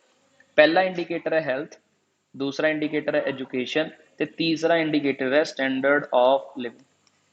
फरदर हैल्थ ਨੂੰ ਲਾਈਫ ਐਕਸਪੈਕਟੈਂਸੀ ਦੇ ਥਰੂ ਮੈਜ਼ਰ ਕਰਦਾ ਹੈ, ਐਜੂਕੇਸ਼ਨ ਨੂੰ ਬੱਚਿਆਂ ਦੇ ਵਿੱਚ ਐਜੂਕੇਸ਼ਨ ਤੇ ਅਡਲਟਸ ਦੇ ਵਿੱਚ ਐਜੂਕੇਸ਼ਨ ਦੇ ਈਅਰਸ ਆਫ ਸਕੂਲਿੰਗ ਤੋਂ ਮੈਜ਼ਰ ਕਰਦਾ ਹੈ, ਵੇਅਰ ਸਟੈਂਡਰਡ ਆਫ ਲਿਵਿੰਗ ਨੂੰ ਪਰ ਕੈਪੀਟਾ ਇਨਕਮ ਦੇ ਤਹਿਤ ਮੈਜ਼ਰ ਕਰਦਾ ਹੈ, ठीक। तो ये सारे पैरामीटर अपने ऑप्शंस ਦੇ ਵਿੱਚ ਲਿਖੇ ਹੋਏ ਹੈ, तो answer is human development index. Along with that मैं ਇਹਨਾਂ ਬਾਰੇ ਵੀ ਦੱਸ ਦਿੰਦਾ, ਕਈ ਵਾਰ ਇਹਨਾਂ ਦੇ ਰਿਲੇਟਡ ਵੀ ਕੁਐਸਚਨਸ ਪੁੱਛੇ ਜਾ ਸਕਦੇ। CPI ਦਾ ਮਤਲਬ ਕੀ ਹੁੰਦਾ, consumer price index is the full form. ਇਸ ਦਾ ਮਤਲਬ ਕੀ ਹੈ, ਉਹ ਇੰਡੈਕਸ ਜਿਹੜਾ ਚੀਜ਼ਾਂ ਨੂੰ ਕਲਾਸੀਫਾਈ ਕਰਦਾ ਕੰਜ਼ਿਊਮਰਸ ਦੇ ਨਜ਼ਰੀਏ ਤੋਂ, ਕੰਜ਼ਿਊਮਰਸ ਲਿਖ ਦੋ, ਜਾਂ ਮੈਂ ਕਹਿ ਸਕਦਾ ਹਾਊਸ ਹੋਲਡਸ ਦੇ ਨਜ਼ਰੀਏ ਤੋਂ ਚੀਜ਼ਾਂ ਨੂੰ ਕਲਾਸੀਫਾਈ ਕਰਦਾ ਤਾਂ ਕਿ ਇਨਫਲੇਸ਼ਨ ਕੈਲਕੂਲੇਟ ਕੀਤੀ ਜਾ ਸਕੇ। ਇਨਫਲੇਸ਼ਨ ਕਾਊਂਟਿੰਗ ਦੇ ਲਈ, ਇਨਫਲੇਸ਼ਨ ਮੈਜ਼ਰਮੈਂਟ ਦੇ ਲਈ ਹਾਊਸ ਹੋਲਡਸ ਦੇ ਨਜ਼ਰੀਏ ਤੋਂ ਚੀਜ਼ਾਂ ਨੂੰ ਇੰਡੈਕਸ ਜਾਂ ਕਲਾਸੀਫਾਈ ਕੀਤਾ ਜਾਂਦਾ ਕੈਟਾਗਰੀਜ਼ ਦੇ ਵਿੱਚ, ਠੀਕ, ਤਾਂ ਕਿ ਉਹਨਾਂ ਦੀ ਪ੍ਰਾਈਸ ਦੇ ਵਿੱਚ ਚੇਂਜ ਮੈਜ਼ਰ ਕੀਤਾ ਜਾ ਸਕੇ। तो CPI is one of the index to measure inflation, inflation ਨੂੰ ਮੈਜ਼ਰ ਕਰਨ ਦਾ ਇੰਡੈਕਸ ਹੈ। ਸੈਂਸੈਕਸ 30 ਬੰਬੇ ਸਟਾਕ ਐਕਸਚੇਂਜ ਦਾ ਇਹ ਇੱਕ ਇੰਡੈਕਸ ਹੈ। ਇਸ ਦਾ ਮਤਲਬ ਕੀ ਹੈ, ਬੰਬੇ ਸਟਾਕ ਐਕਸਚੇਂਜ ਦੇ ਵਿੱਚ ਟ੍ਰੇਡ ਹੋਣ ਵਾਲੀਆਂ ਟੌਪ ਦੀਆਂ 30 ਕੰਪਨੀਜ਼ ਦਾ ਕੀ ਸਟੇਟਸ ਰਿਹਾ ਉਸ ਦਿਨ ਜਾਂ ਉਸ ਕਿਸੇ ਵੀ ਟਾਈਮ ਪੀਰੀਅਡ ਦੇ ਵਿੱਚ। ਜੇ ਉਹਨਾਂ ਕੋਲੇ ਉਹਨਾਂ ਦੇ ਸ਼ੇਅਰ ਦੀ ਪ੍ਰਾਈਸ ਉੱਤੇ ਗਈ ਹੈ ਤੇ ਲੋਕਾਂ ਨੇ ਸ਼ੇਅਰ ਖਰੀਦੇ ਹੈ ਤਾਂ ਉਹ ਇੰਡੈਕਸ ਉੱਪਰ ਜਾਊਗਾ, ਜੇ ਨਹੀਂ ਖਰੀਦੇ ਹੈ ਤਾਂ ਮਾਰਕੀਟ ਨੀਚੇ ਨੂੰ ਆਊਗੀ। ਇਸ ਗ੍ਰਾਫ ਨੂੰ ਟੌਪ ਦੇ 30 ਇੰਡੈਕਸ ਕੰਪਨੀਜ਼ ਦੇ ਗ੍ਰਾਫ ਨੂੰ ਬੰਬੇ ਸਟਾਕ ਐਕਸਚੇਂਜ ਦੀਆਂ ਟੌਪ ਦੀਆਂ 30 ਕੰਪਨੀਆਂ ਨੂੰ ਆਪਾਂ ਸੈਂਸੈਕਸ ਦੇ ਨਾਮ ਨਾਲ ਜਾਣਦੇ ਹਾਂ। SLR is statutory liquidity ratio, one of the tools in monetary policy। ठीक है जी, ਜਿਹੜਾ RBI ਕੀ ਕਰਦਾ ਹੈ, ਰੈਗੂਲੇਟ ਕਰਦਾ। So, National Voluntary Blood Donation Day is celebrated in India. Which of the following is not a component of blood? Blood ਦੇ ਵਿੱਚ ਕਿਹੜੀ ਚੀਜ਼ ਨਹੀਂ ਆਉਂਦੀ? Plasma is component of blood, platelet is component of blood, RBCs is component of blood, WBCs are component of blood, ठीक, but proteinets ਕੋਈ blood ਦੇ component ਨਹੀਂ ਹੁੰਦੇ। ठीक, तो ਇਹੋ ਜਿਹੀ ਕੋਈ ਚੀਜ਼ ਨਹੀਂ ਹੁੰਦੀ। तो proteinets is the correct answer, because ਇਹਨਾਂ ਨੇ ਪੁੱਛਿਆ ਕਿਹੜਾ ਨਹੀਂ ਹੈ, ठीक, ਉਸ sense ਤੋਂ। तो correct answer proteinets है। The famed white onion of Alibag from dash state has earned itself geographical indication tag। ठीक, तो geographical कुछ चीज़ां किसी location ਦੇ ਵਿੱਚ ਬਹੁਤ ਖਾਸ ਹੁੰਦੀਆਂ, ਉਸ location ਦੀ popularity ਨੇ, ਜਿਵੇਂ ਤੁਸੀਂ ਅਕਸਰ ਹੀ ਸੁਣਿਆ ਹੋਣਾ ਆਗਰੇ ਦਾ ਪੇਠਾ, ਬਨਾਰਸ ਦੀਆਂ ਸਾੜੀਆਂ, ਅਸਾਮ ਦੀ ਟੀ, ਠੀਕ। ਦੈਟ ਮੀਨਸ ਉਹਨਾਂ ਦੀ ਇੰਪੋਰਟੈਂਸ ਤੇ ਉਹਨਾਂ ਦਾ ਕੰਜ਼ਿਊਮਰ ਉਹਨਾਂ ਲਈ ਜ਼ਿਆਦਾ ਪੈਸੇ ਵੀ ਦੇ ਸਕਦਾ ਹੈ, ਠੀਕ। the only reason for paying more money is because of the geographical place ਜਿੱਥੋਂ ਦੀ ਉਹ origin point ਹੈ, ਜਿਹੜਾ ਜਿੱਥੋਂ ਉਹਨਾਂ ਦਾ ਕੀ ਹੋਇਆ, origin ਹੋਇਆ, ਤੇ ਜਿੱਥੇ ਉਹ ਸਭ ਤੋਂ ਜ਼ਿਆਦਾ popular, ਠੀਕ। ਐਵੇਂ ਹੀ ਵਾਈਟ ਅਨੀਅਨ ਹੈ, ਉਸਨੂੰ GI ਟੈਗ ਮਿਲਿਆ, ਉਸ ਇਹੋ ਜਿਹੇ ਟੈਗ ਨੂੰ, ਤਾਂ ਕਿ ਕੰਜ਼ਿਊਮਰ ਨਿਸ਼ਚਿੰਤ ਹੋ ਜਾਣ ਕਿ ਇਹ ਚੀਜ਼ ਉਸੇ ਹੀ ਜਗ੍ਹਾ ਵਾਲੀ ਹੈ ਜਿਹੜੀ ਦੀ ਮੈਂ ਐਕਸਟਰਾ ਪੇ ਕੀਤੀ ਹੈ, ਉਸ ਨੂੰ ਟੈਗ ਮਿਲਦਾ ਜਿਹਨੂੰ ਕਹਿੰਦੇ GI tag, geographical indication tag. There is registry ਜਿਹੜੀ ਇਹ ਚੀਜ਼ ਦਾ ਕੰਮ ਕਰਦੀ ਹੈ, GI ਰਜਿਸਟਰੀ, ਠੀਕ। तो ये ਜਿਹੜਾ ਅਲੀਬਾਗ ਹੈ, most of you must B knowing, Maharashtra ਦੇ ਵਿੱਚ ਹੈ, ਠੀਕ। तो answer, correct answer is Maharashtra. Next is David Julius Ardman jointly won Nobel Prize for Medicine for their discoveries for receptors of human temperatures and touch। They hail from which country? Both of them memory based current affair ਦੇ ਵਿੱਚੋਂ answer ਹੈ। USA ਨੂੰ ਕੀ ਕਰਦੇ, belong ਕਰਦੇ ਆ। ਇਹਨਾਂ ਦੀ ਖੋਜ ਨੇ ਦੱਸਿਆ ਕਿ ਇਨਸਾਨ ਦੀਆਂ ਨਰਵਸ ਹੈ ਜਿਹੜੀਆਂ, how they perceive, how are they able to detect temperature as well as pressure, ਕਿਉਂਕਿ ਪ੍ਰੈਸ਼ਰ ਦੇ ਨਾਲ ਹੀ ਆਪਾਂ ਟੱਚ ਨੂੰ ਪਰਸੀਵ ਕਰ ਪਾਉਂਦੇ। The third edition of Digital Quality of Life। Digital Quality of Life assess to internet security, cyber security, ਇਹੋ ਜਿਹੇ parameters ਤੇ ਡਿਪੈਂਡ ਕਰਦੀ ਹੈ। ਇੰਡੀਆ ਪਿਛਲੇ ਸਾਲ ਨਾਲੋਂ ਸੈਕੰਡ ਐਡੀਸ਼ਨ ਨਾਲੋਂ 2 ਰੈਂਕਸ ਨੀਚੇ ਚਲਾ ਗਿਆ। Currently India stands at 59th rank and earlier it stood at 57th position। So 59 is the correct answer। Women wrestlers scripted history by becoming the first Indian woman to win a silver medal in World Wrestling Championship। Her name is Anshu Malik। She is the one जिन्हों ने इतिहास रचा है ये प्राप्ति दे नाल। तो B, Anshu Malik is the correct answer। Loktak Leh, very famous lake situated in Manipur, ठीक। Along with that please make sure कि तुसी other important lakes in India, ठीक, तुसी ते फ्रैश वाटर लेक सब तो वड्डी केड़ी है, छोटी केड़ी, ये भी फाइंड आउट करो। along with that brackish water lakes या salt water lakes भी तुसी फाइंड आउट करो, ठीक। तो ये भी एग्जाम दे विच काइंड ऑफ पेट क्वेश्चंस हुंदे आ, important lakes environmental point of view तो, जोग्राफी पॉइंट ऑफ व्यू तो। Which of the following features is not found in India? Desert, ਇਹੋ ਜਿਹੀ place ਜਿੱਥੇ precipitation ਬਹੁਤ ਘੱਟ ਹੁੰਦੀ ਹੈ, like for example in Rajasthan, तो we have desert in Rajasthan। Glacier, Himalayas ਦੇ ਵਿੱਚ ਬਹੁਤ ਸਾਰੇ glaciers ਮੌਜੂਦ ਨੇ, ਠੀਕ। Lagoons ਮੌਜੂਦ ਨੇ। Iceberg ਹੈ ਜਿਹੜੇ, ਉਹ ਇੰਡੀਆ ਦੇ ਵਿੱਚ ਨਹੀਂ ਪਾਏ ਜਾਂਦੇ। Iceberg ਕੀ ਹੁੰਦਾ, ਜਦੋਂ ਓਸ਼ਨਸ ਦੇ ਵਿੱਚ ਕੀ ਪਾਏ ਜਾਂਦੇ ਆ, ਬਰਫ਼ ਦਾ ਕਿਸੇ ਸ਼ੈਲਫ ਤੋਂ ਟੁੱਟ ਕੇ ਆਇਆ ਟੁਕੜਾ ਫਲੋਟ ਕਰਦਾ, ਉਸ ਨੂੰ ਆਪਾਂ ਕੀ ਕਹਿੰਦੇ ਆ, ਆਈਸਬਰਗਸ ਕਹਿੰਦੇ ਆ, ठीक। तो there are no icebergs in India। तो not feature of India, B, iceberg is the correct answer। Not crossed by Tropic of Cancer। Which of the following state is not crossed by Tropic of Cancer? Tropic of Cancer 8 states ਚੋਂ ਗੁਜ਼ਰਦਾ ਹੈ। ਜੇ serial wise ਗੱਲ ਕਰੀਏ ਤਾਂ ਗੁਜਰਾਤ ਦੇ ਵਿੱਚੋਂ ਗੁਜ਼ਰਦਾ ਹੈ, then we have Rajasthan, then we have Madhya Pradesh, then we have Jharkhand, we have Chhattisgarh, we have West Bengal, we have Tripura and Mizoram, ठीक। तो इन्ना स्टेट्स चों गुजरदा है ट्रॉपिक ऑफ कैंसर। ਤੇ ਕਿਹੜੀ ਪਲੇਸ ਤੋਂ ਨਹੀਂ ਗੁਜ਼ਰਦਾ? Rajasthan, Chhattisgarh, Tripura, Odisha is the place ਜਿੱਥੋਂ ਟ੍ਰੋਪਿਕ ਆਫ ਕੈਂਸਰ ਨਹੀਂ ਗੁਜ਼ਰਦਾ। On separate note find out from which countries tropic of cancer pass. ਇਹ ਤਾਂ ਇੰਡੀਆ ਦੀਆਂ ਸਟੇਟਸ ਹੋ ਗਈਆਂ। ਜਿਹੜੀਆਂ ਕੰਟਰੀਜ਼ ਜਿੱਥੋਂ ਟ੍ਰੋਪਿਕ ਆਫ ਕੈਂਸਰ ਪਾਸ ਕਰਦਾ ਉਹਨਾਂ ਦੇ ਵੀ ਨਾਮ ਤੁਹਾਨੂੰ ਪਤਾ ਹੋਣੇ ਚਾਹੀਦੇ। Please do find it out. The anarchical and revolutionary crimes act of 1919 Rowlatt act ਵੀ ਕਿਹਾ ਜਾਂਦਾ, ਉਸ ਦੀ ਬੇਸਿਕ ਪ੍ਰੋਵੀਜ਼ਨ ਸੀ ਜਿਸ ਦੇ ਵਿਰੋਧ ਦੇ ਵਿੱਚ ਬਹੁਤ ਲੋਕਾਂ ਨੇ ਵਿਰੋਧ ਕੀਤਾ। ਅੰਮ੍ਰਿਤਸਰ ਦੇ ਵਿੱਚ ਜਲਿਆਂਵਾਲਾ ਬਾਗ ਮੈਸੈਕਰ ਵੀ ਹੁੰਦਾ, ਠੀਕ। ਆਲ ਡਿਊ ਟੂ ਦਿਸ ਐਕਟ ਜਿਹੜਾ ਪਾਸ ਕੀਤਾ ਗਿਆ ਸੀ। ਇਸ ਦੇ ਵਿੱਚ ਖਾਸ ਗੱਲ ਜਿਹੜੀ ਲਿਖੀ ਗਈ ਸੀ, ਕਿਸੇ ਵੀ ਇਨਸਾਨ ਨੂੰ ਵਿਦਆਊਟ ਟ੍ਰਾਇਲ ਕੀ ਕੀਤਾ ਜਾ ਸਕਦਾ ਸੀ, ਇੰਪ੍ਰਿਜ਼ਨ ਕੀਤਾ ਜਾ ਸਕਦਾ ਸੀ, ਠੀਕ। ਤਾਂ ਇਹ is the correct answer. The maximum work in popularizing female education in 19th century, ठीक। तो among all these persons female या women emancipation ਦੇ ਲਈ women development ਦੇ ਲਈ ਸਭ ਤੋਂ ਜ਼ਿਆਦਾ ਨਾਮ ਜਿਨ੍ਹਾਂ ਦਾ ਹੈ ਉਹ ਹੈ ਈਸ਼ਵਰ ਚੰਦਰ ਵਿਦਿਆਸਾਗਰ, ਠੀਕ। ਇਹਨਾਂ ਦੇ ਐਫਰਟਸ ਦੇ ਨਾਲ ਹੀ ਵਿਡੋ ਰੀਮੈਰਿਜ ਐਕਟ ਵੀ ਪਾਸ ਹੋਇਆ ਸੀ। I believe so 1856, please do check it out, ਪਰ most probably 1856 ਦੇ ਵਿੱਚ ਇਹ ਐਕਟ ਕੀ ਹੋਇਆ ਸੀ, ਪਾਸ ਹੋਇਆ ਸੀ। He worked for child marriage ਨੂੰ ਰੋਕਣ ਦੇ ਲਈ ਇਹਨਾਂ ਨੇ ਬਹੁਤ ਵਰਕ ਕੀਤਾ, ਠੀਕ। ਹੀ ਡਿਡ ਗ੍ਰੇਟ ਵਰਕ, ਠੀਕ।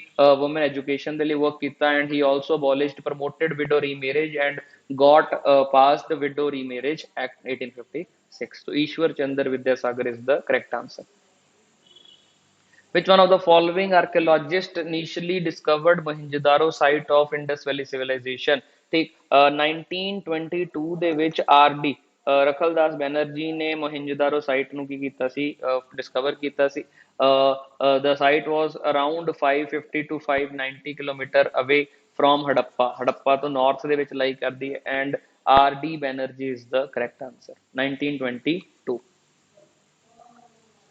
The mediator between man and gods according to Vedic people, the most important god during Vedic period was Indra, ठीक। Indra was most important, second most important was Agni, ਤੇ ਅਗਨੀ ਕਿਉਂਕਿ ਹਮੇਸ਼ਾ ਉੱਪਰ ਨੂੰ ਹੀ move ਕਰਦੀ ਹੈ, ਤੁਸੀਂ ਦੇਖਿਆ ਹੋਣਾ ਜੇ ਤੁਸੀਂ ਕੈਂਡਲ ਨੂੰ ਟੇਢੀ ਵੀ ਕਰ ਦੋ ਤਾਂ ਵੀ ਅਗਨੀ ਉੱਪਰ ਨੂੰ ਹੀ ਜਾਊਗੀ। ਤਾਂ reason was considered because it was believed ਕਿ Agni is basically mediator between god ਜੋ ਹੈਵਨਸ ਦੇ ਵਿੱਚ ਰਹਿੰਦੇ ਨੇ, ਠੀਕ, ਐਂਡ ਮੈਨ ਜੋ ਧਰਤੀ ਤੇ ਰਹਿੰਦਾ, ठीक। तो ये अग्नि की ये mediator है, that is why it had very important role and in Hinduism as today as well अग्नि का बहुत important role है। तो B अग्नि is the correct answer। By which apparatus a mixture of immiscible liquid is separated। तो immiscible liquids ਕਿਹੜੇ ਹੁੰਦੇ, ਦੋ ਤਰ੍ਹਾਂ ਦੇ liquid ਹੋ ਗਏ, ਇੱਕ ਤਾਂ ਹੋ ਗਏ miscible ਔਰ ਦੂਸਰੇ ਕਿਹੜੇ ਹੋ ਗਏ immiscible। ਜਿਹੜੇ ਆਪਸ ਚ ਘੁਲ ਮਿਲ ਜਾਣ, ਠੀਕ, molecular level ਤੇ dissolve ਕਰ ਜਾਣ ਉਹਨਾਂ ਨੂੰ ਤਾਂ ਕਹਿੰਦੇ ਆ miscible liquids।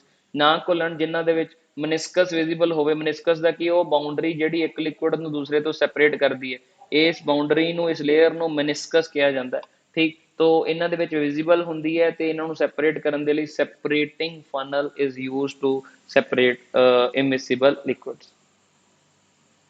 Name a metal oxide which is acidic and basic in nature. ਉਹ ਸਾਰੇ ਮੈਟਲ ਆਕਸਾਈਡ ਜਿਹੜੇ ਦੋਨੇ ਕਰੈਕਟਰਿਸਟਿਕਸ ਸ਼ੋਕੇਸ ਕਰਦੇ ਆ ਉਹਨਾਂ ਨੂੰ ਐਮਫੋਟੈਰਿਕ ਆਕਸਾਈਡ ਕਿਹਾ ਜਾਂਦਾ ਹੈ। ਇਹਨਾਂ ਦੇ ਐਗਜ਼ਾਮਪਲ ਨੇ zinc oxide and aluminium oxide. तो एग्जाम ਦੇ ਵਿੱਚ एग्जाम पॉइंट ऑफ व्यू ਤੋਂ ਜੇ ਆਪਸ਼ਨਸ ਦੇ ਵਿੱਚ ZnO ਜਾਂ Al2O3 ਵੀ ਲਿਖਿਆ ਹੋਵੇ ਤਾਂ ਪੁੱਛਿਆ ਜਾਵੇ ਐਮਫੋਟੈਰਿਕ ਆਕਸਾਈਡਸ ਕਿਹੜੇ ਨੇ, ਤਾਂ these two are ਐਮਫੋਟੈਰਿਕ ਆਕਸਾਈਡਸ ਐਂਡ ਐਮਫੋਟੈਰਿਕ ਆਕਸਾਈਡਸ ਕੀ ਹੁੰਦੇ ਆ ਜਿਨ੍ਹਾਂ ਦਾ ਨੇਚਰ ਐਸਿਡਿਕ ਵੀ ਹੁੰਦਾ ਤੇ ਐਂਡ ਕਿਹੜਾ ਹੁੰਦਾ ਬੇਸਿਕ ਵੀ ਹੁੰਦਾ, ਠੀਕ ਹੈ ਜੀ। ਤੋ ਦਿਸ ਇਜ਼ ਅਬਾਊਟ ਦਿਸ। ਤੋ ਆਈ ਹੋਪ ਤੁਹਾਨੂੰ ਸਾਰੇ ਕੁਐਸਚਨਸ ਜਿਹੜੇ ਸਮਝ ਆਏ ਹੋਣਗੇ। हेलो एवरीबॉडी, वेलकम टू ज्ञानम। हाँ जी, ਆਪਾਂ ਹੁਣ ਸਟਾਰਟ ਕਰਨ ਲੱਗੇ ਹਾਂ ਕਿ ਰੀਜ਼ਨਿੰਗ ਦੇ ਕੁਐਸਚਨਸ ਨੂੰ ਆਪਾਂ ਕਿਵੇਂ ਅਟੈਂਪਟ ਕਰ ਸਕਦੇ ਸੀ। ਪਹਿਲਾ ਕੁਐਸਚਨ ਕੀ ਹੈ, ਕਿਸ ਦੇ ਨਾਲ ਰਿਲੇਟਡ ਹੈ, ਡਿਕਸ਼ਨਰੀ ਦੇ ਨਾਲ ਰਿਲੇਟਡ ਹੈ। ਕਰਨਾ ਕੀ ਹੈ, ਜਸਟ ਅ ਸੈਕਿੰਡ,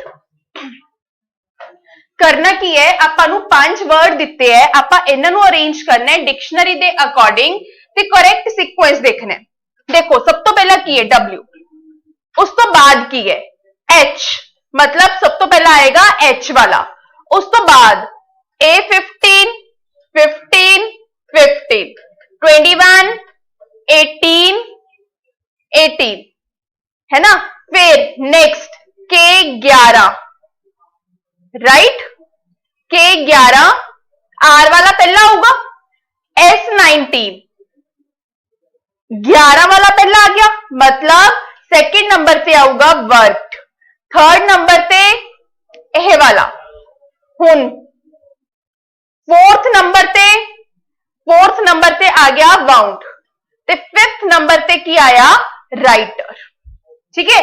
मतलब सब तो पहला ਕੀ आया थर्ड वाली ऑप्शन, फिर आए 5 वाली ऑप्शन, फिर आई 4 वाली ऑप्शन, मतलब आंसर की बने अपना सी ऑप्शन। ठीक है, नेक्स्ट की क्या गया, ਆਪਾਂ ਨੂੰ ਕੋਡ ਦੱਸਣਾ ਹੈ ਤੇ ਆਪਾਂ ਨੂੰ ਕਿਹਾ ਗਿਆ s ਦੀ ਵੈਲਿਊ ਹੈ 8 ਤੇ v ਦੀ ਵੈਲਿਊ ਕੀ ਹੈ, v ਦੀ ਵੈਲਿਊ ਹੈ 5, मतलब ऑपोजिट नंबर दसे है। ਆਪਾਂ ਕੀ ਕਰਾਂਗੇ, a the opposite value 26, c the 24, c the 24, o the opposite value ਕੀ ਹੋਊਗੀ 12, 26 24 24 12, दो ऑप्शन बचियां। उस तो बाद लास्ट वाली ऑप्शन देख लेने हैं, e ਦੀ opposite value 22, answer is B option.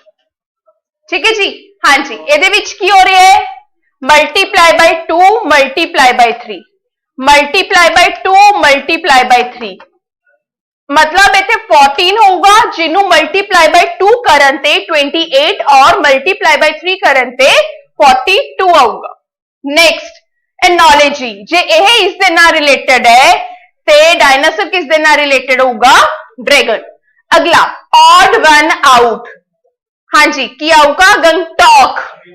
Next direction दा क्वेश्चन है, अगर अ रेड रन्स 20 टुवर्ड्स ईस्ट, उस तो बाद टर्न राइट किन्ना 10, उस तो बाद फिर टर्न राइट पर किन्ना 9, नेक्स्ट टर्न लेफ्ट किन्ना 5, फिर टर्न लेफ्ट, राइट इधर लेफ्ट इधर किन्ना 12, और फिर टर्न लेफ्ट किन्ना 6। हाँ जी, हुण किस डायरेक्शन विच रैट जो है वो फेस कर रहा है, की कहांगे, नॉर्थ डायरेक्शन वाल फेस कर रहा है। अगे ए ने बी नू कहा कि जो बी दी मदर है वो मदर इन लॉ है ए दी मदर दी, बी दी मदर ए दी मदर दी की है, बी दी मदर की है, ए दी मदर दी, बी दी मदर ए दी मदर दी मदर इन लॉ है, मतलब इसदे हस्बैंड दी मम्मी है।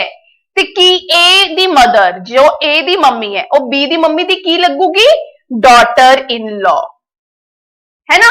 हुण अगे देखो, जे 5 स्टूडेंट है, एम हैवी है के ते टी तो, बी लाइटर है टी ते पी तो, के इज नॉट द लाइटेस्ट, पर के लाइटेस्ट नहीं है, बी इज लाइटर देन, है ना। जे के is not the lightest, sorry के जे लाइटेस्ट नहीं है, ठीक है जी, तो ये दसो लाइटेस्ट कौन है। देखो टी लाइटेस्ट हो नहीं सकता, के लाइटेस्ट है नहीं, ये पहले ही अगे आ गया, पी लाइटेस्ट नहीं है, तो लाइटेस्ट कौन बचिया, बी बचे, है ना। 5 लोग है, 1 2 3 4, सॉरी 5 लोग है, ते पंजवें बारे मैनू पता नहीं केड़े केड़े लोग है, एम के टी पी बी, है ना। एम अगे आ गया, ए अगे आ गया, ए भी बना करता, बच्चा की बी। क्लियर। अगे देखो, Deepa went to movie 9 days एगो, ठीक है जी, 9 दिन पहला गई सी। She goes to the movie only on Thursday, वो थर्सडे नु मूवी देखन गई सी, ते अज केड़ा दिन है, what day of the week is today. आसान क्वेश्चन है, 9 दिन पहला गई सी, ठीक है, उस दिन थर्सडे सी, जे मैं 7 करदा तो थर्सडे फिर होगा, है ना। 7 दिन पहला, ते आपां कहने 2 दिन पहला की आऊगा, सैटरडे। नेक्स्ट देखो, all leaves are ink, no ink is brush, all cakes are brush. Syllogism, पहला conclusion, some cakes are leaves, cake ते लीव दूर दूर, इंक केक दूर दूर, इंक लीव्स, इंक दा कुछ पार्ट लीव है, बिल्कुल जी। केक ते ब्रश, केक दा कुछ पार्ट ब्रश है। आंसर 3 ते 4, बोलो समझ आया।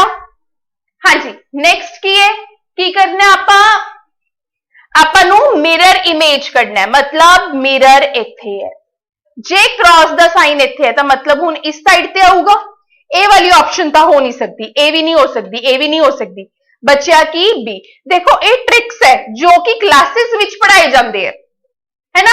ਆਪਾਂ नेक्स्ट दसने की आऊगा। देखो पहला एक लाइन चली गई, फिर इत्थे एक लाइन होर चली गई, फिर इत्थे एक लाइन चली गई, फिर इत्थे एक लाइन होर चली गई, हुण एक लाइन जाऊगी। ए वाली ऑप्शंस तो कोई नहीं बनती, बच्चा की सी ऑप्शन। ठीक है, अगे की पूछया ਆਪਾਂ ਨੂੰ पेपर फोल्ड करके की नजर आंदा है यह दसना है। आह वाला पार्ट फोल्ड है, मतलब इत्थे की नजर आऊगा, यह तो हो नहीं सकता। हाँ जी, जो आप इसनू फोल्ड किया यह भी नहीं हो सकता, क्योंकि देखो यह बाहर वाली साइड है, ते बच्चा की सी।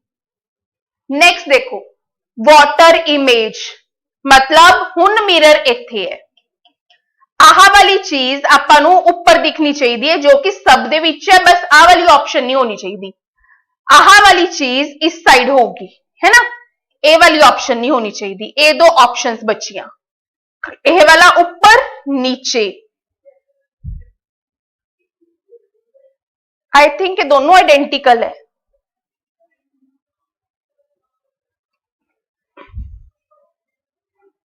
यह थोड़ा गुलाइच है, ये थोड़ा गुलाइच नहीं है, तो सूटेबल जो आंसर है वो बी बनेगा, है ना।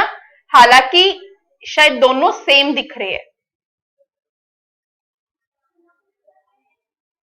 देखिए एक बार, जे इत्थे मिरर है, मतलब आह वाली चीज और यह ऊपर, ਇਹਦੇ ਵਿੱਚ ਤਾਂ है, ਇਹਦੇ ਵਿੱਚ भी है, उस तो बाद ए वाली नीचे ते सर्कल नीचे। हाँ देखो इस च यह एवें, मतलब कुछ नहीं कह सकते, दोनों विचों कोई आंसर है, ते यह गोलाइच है, यह भी गोलाइच है, that's why answer will be D.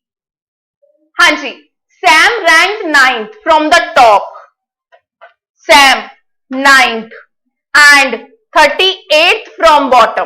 Total दसना है, दोनों नू ऐड -1, दोनों नू ऐड -1। ठीक है, आंसर क्या होगा 46। ਅਸੀਂ इसी तरीके नाल हर सैटरडे नू टेस्ट अपलोड करते रवांगे, ते तुसी अपनी प्रैक्टिस करते रहो, ते तुहानू इसी तरीके नाल सॉल्यूशन भी मिलते रहेंगे। सारे सब्जेक्ट आप डिस्कस करांगे, जिथे भी थोड़ा डाउट होगा क्लियर हो जाऊगा। ठीक है जी, all the very best, thank you. Hello दोस्तों, स्वागत है आप सबका ज्ञानम के ऑनलाइन लर्निंग प्लेटफॉर्म पर। और आज की क्लास में हम डिस्कस करने वाले हैं आपके मॉक टेस्ट का सॉल्यूशन। चलिए स्टार्ट करते हैं हमारा आज का सेशन। फर्स्ट क्वेश्चन आपके सामने है। क्वेश्चन क्या है? Find the list number of 4 digit which when divided by 8, 12, 16 and 36 leaves the reminder 6, 10, 14 and 34 respectively. अब देखो, अगर कभी भी आपके सामने इस टाइप का क्वेश्चन आए तो उस क्वेश्चन को कैसे सोल्व करते हैं? ऐसे क्वेश्चन को हमेशा बाय ऑप्शन करेंगे हम। देखिए, अगर आप 8 से डिवाइड कर रहे हैं तो रिमाइंडर कितना है 6, 12 से डिवाइड किया तो 10, 14 और फिर 36 से किया तो 2। इन सबके बीच का डिफरेंस क्या है? 2। इन सबके बीच का जो डिफरेंस है वो क्या है? आपका 2 है। डिफरेंस सेम है इनका। ठीक है, तो सबसे सिंपली क्या करो, सबसे पहले 2 ऐड कर लो। जितने भी आपके नंबर्स हैं सभी में 2 ऐड कर दो। देखिए, अब ऐड करेंगे तो ये नंबर मिलेगा 1010, ये नंबर मिलेगा 1012, ये नंबर मिलेगा 1154 एंड ये नंबर मिलेगा 1008। ठीक है, मतलब ये वो इनमें से वो नंबर है जो आपका 8 से 12 से 16 से और 36 से कंप्लीटली डिवाइड होता है। तो अब हम यहां से कैसे करेंगे? देखिए, मुझे सबसे सिंपल नंबर नजर आया 36। देखिए, जो नंबर आपका 36 से डिवाइड होगा, क्या हम कह सकते हैं कि वो नंबर आपका 9 से भी डिवाइड होगा? 9 से भी डिवाइड होगा, हर वो नंबर आपका 9 से भी डिवाइड होगा। और 9 का डिवीजन रूल क्या कहता है? 9 का डिवीजन रूल क्या कहता है कि अगर किसी भी नंबर का सम ऑफ डिजिट 9 से डिवाइड हुआ तो नंबर भी 9 से डिवाइड होगा। ये सम ऑफ डिजिट 9 से डिवाइड नहीं होगा, ये भी नहीं होगा, ये भी नहीं होगा, सिर्फ एक ही बचा, ऑप्शन डी इस क्वेश्चन का आपका राइट आंसर है। ऑप्शन डी आपका इस क्वेश्चन का राइट आंसर होगा। चलिए बढ़ते हैं अगले क्वेश्चन की तरफ। नेक्स्ट क्वेश्चन आपके सामने है। देखिए क्या कह रहा है, the average age of 18 peoples of Dronacharya was 25 years, कि 18 लोगों का जो एवरेज है वो 25 है, ठीक है। If the average of Dronacharya was also include the average age of 19 people, अब जो 19 पीपल हैं उनका एवरेज क्या हो गया, 26 हो गया, उनका एवरेज क्या हो गया, 26 हो गया। The average age of the Dronacharya at that time, तो जो द्रोणाचार्य की एज है वो हमें कैलकुलेट करनी है। इस क्वेश्चन को सिंपली करने का तरीका तो ये होता है इक्वेशन से, तो कि 18 into 25 plus x is equal to 19 into 26, यहां से इक्वेशन को सॉल्व करो, आपका आंसर आ जाएगा। बट हम इसको ऐसे नहीं करेंगे। आप देखो, जब अगर 18 बच्चे थे तो एवरेज था 25। अगर हम कहें कि द्रोणाचार्य एवरेज इंक्रीज ना होता, 25 ही रहता, तो हम कह सकते थे कि द्रोणाचार्य की जो एज है वो 25 ही है। अगर एवरेज में कोई भी इंक्रीज ना हो, वो 25 से 25 ही रहे, तो द्रोणाचार्य की एज कितनी थी, एटलीस्ट 25 थी कम से कम, ठीक है। एवरेज में कितना चेंज हुआ, 1 का, कितने स्टूडेंट पे, 19 पे, तो टोटल इंक्रीज हुआ 19 का। मतलब जो द्रोणाचार्य हैं उनकी एज क्या है, 25 प्लस 19, 25 प्लस 19, ऑप्शन बी आपका राइट आंसर होगा 44। चलिए उसके बाद नेक्स्ट क्वेश्चन।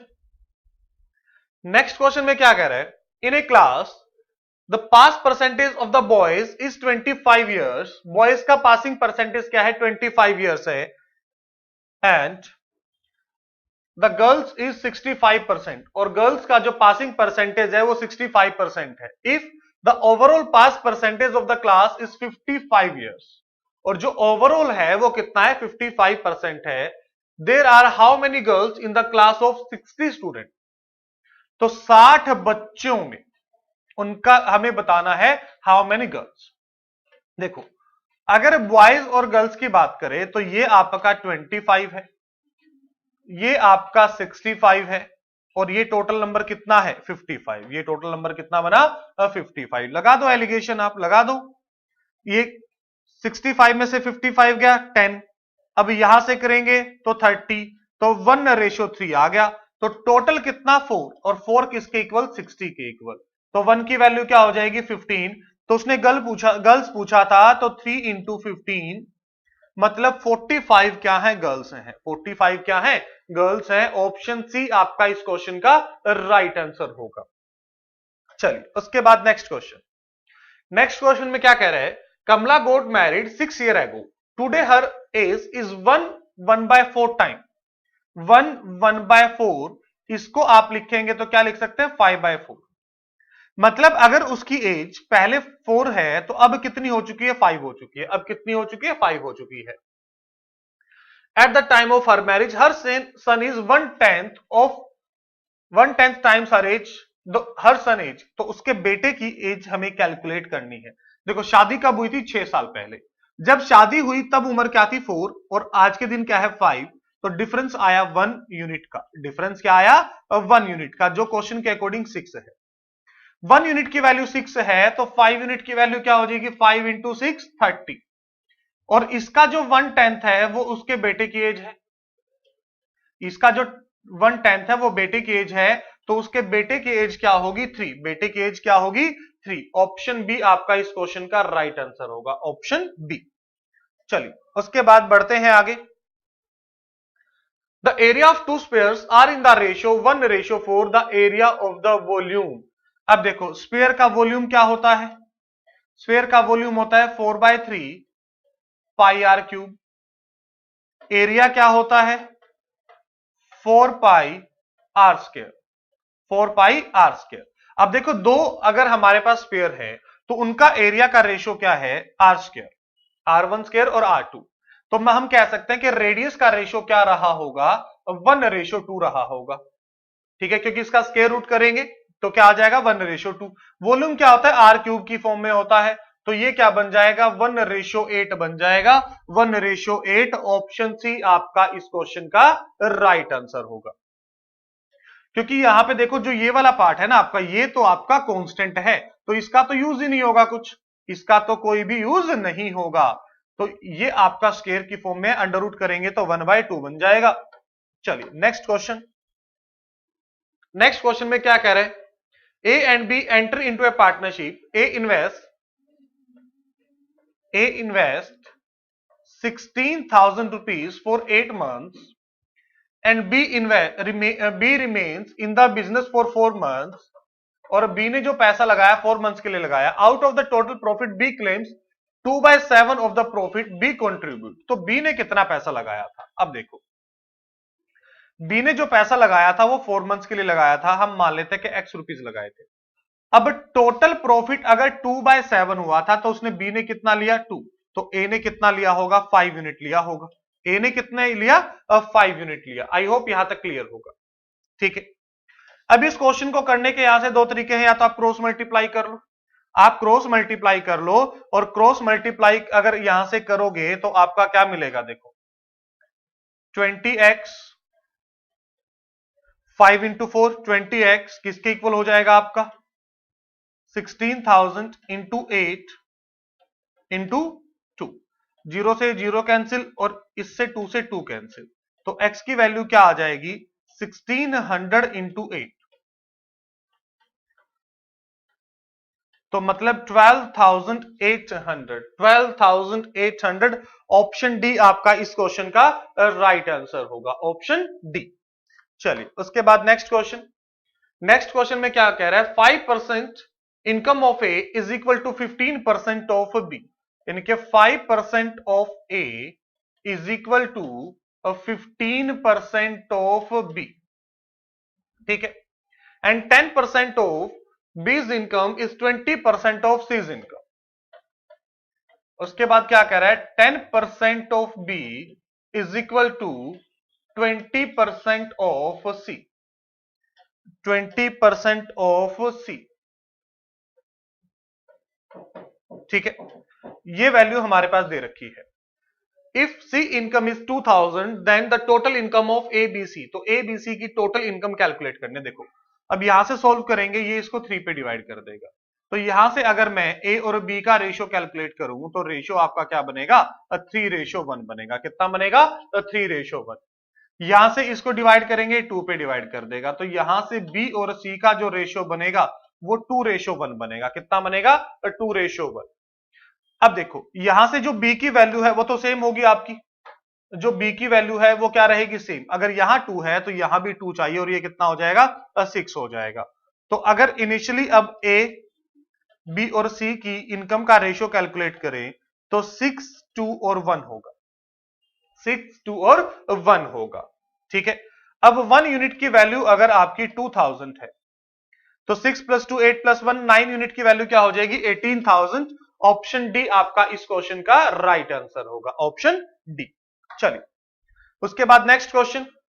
नेक्स्ट क्वेश्चन में क्या कह रहा है, a fruit seller buys lemons at 2 for 1 rupee, quantity price 2 खरीदे 1 रुपीज के, and sell them at the rate of 5 for 3 rupee, quantity price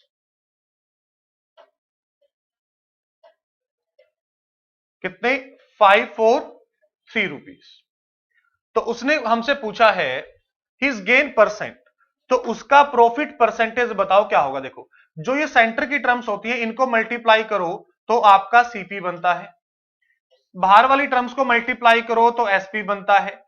5 rupees के आर्टिकल को 6 में सेल किया, 1 का प्रॉफिट 5 के ऊपर, और 1/5 की फ्रैक्शन वैल्यू क्या होती है आपकी 20% होती है।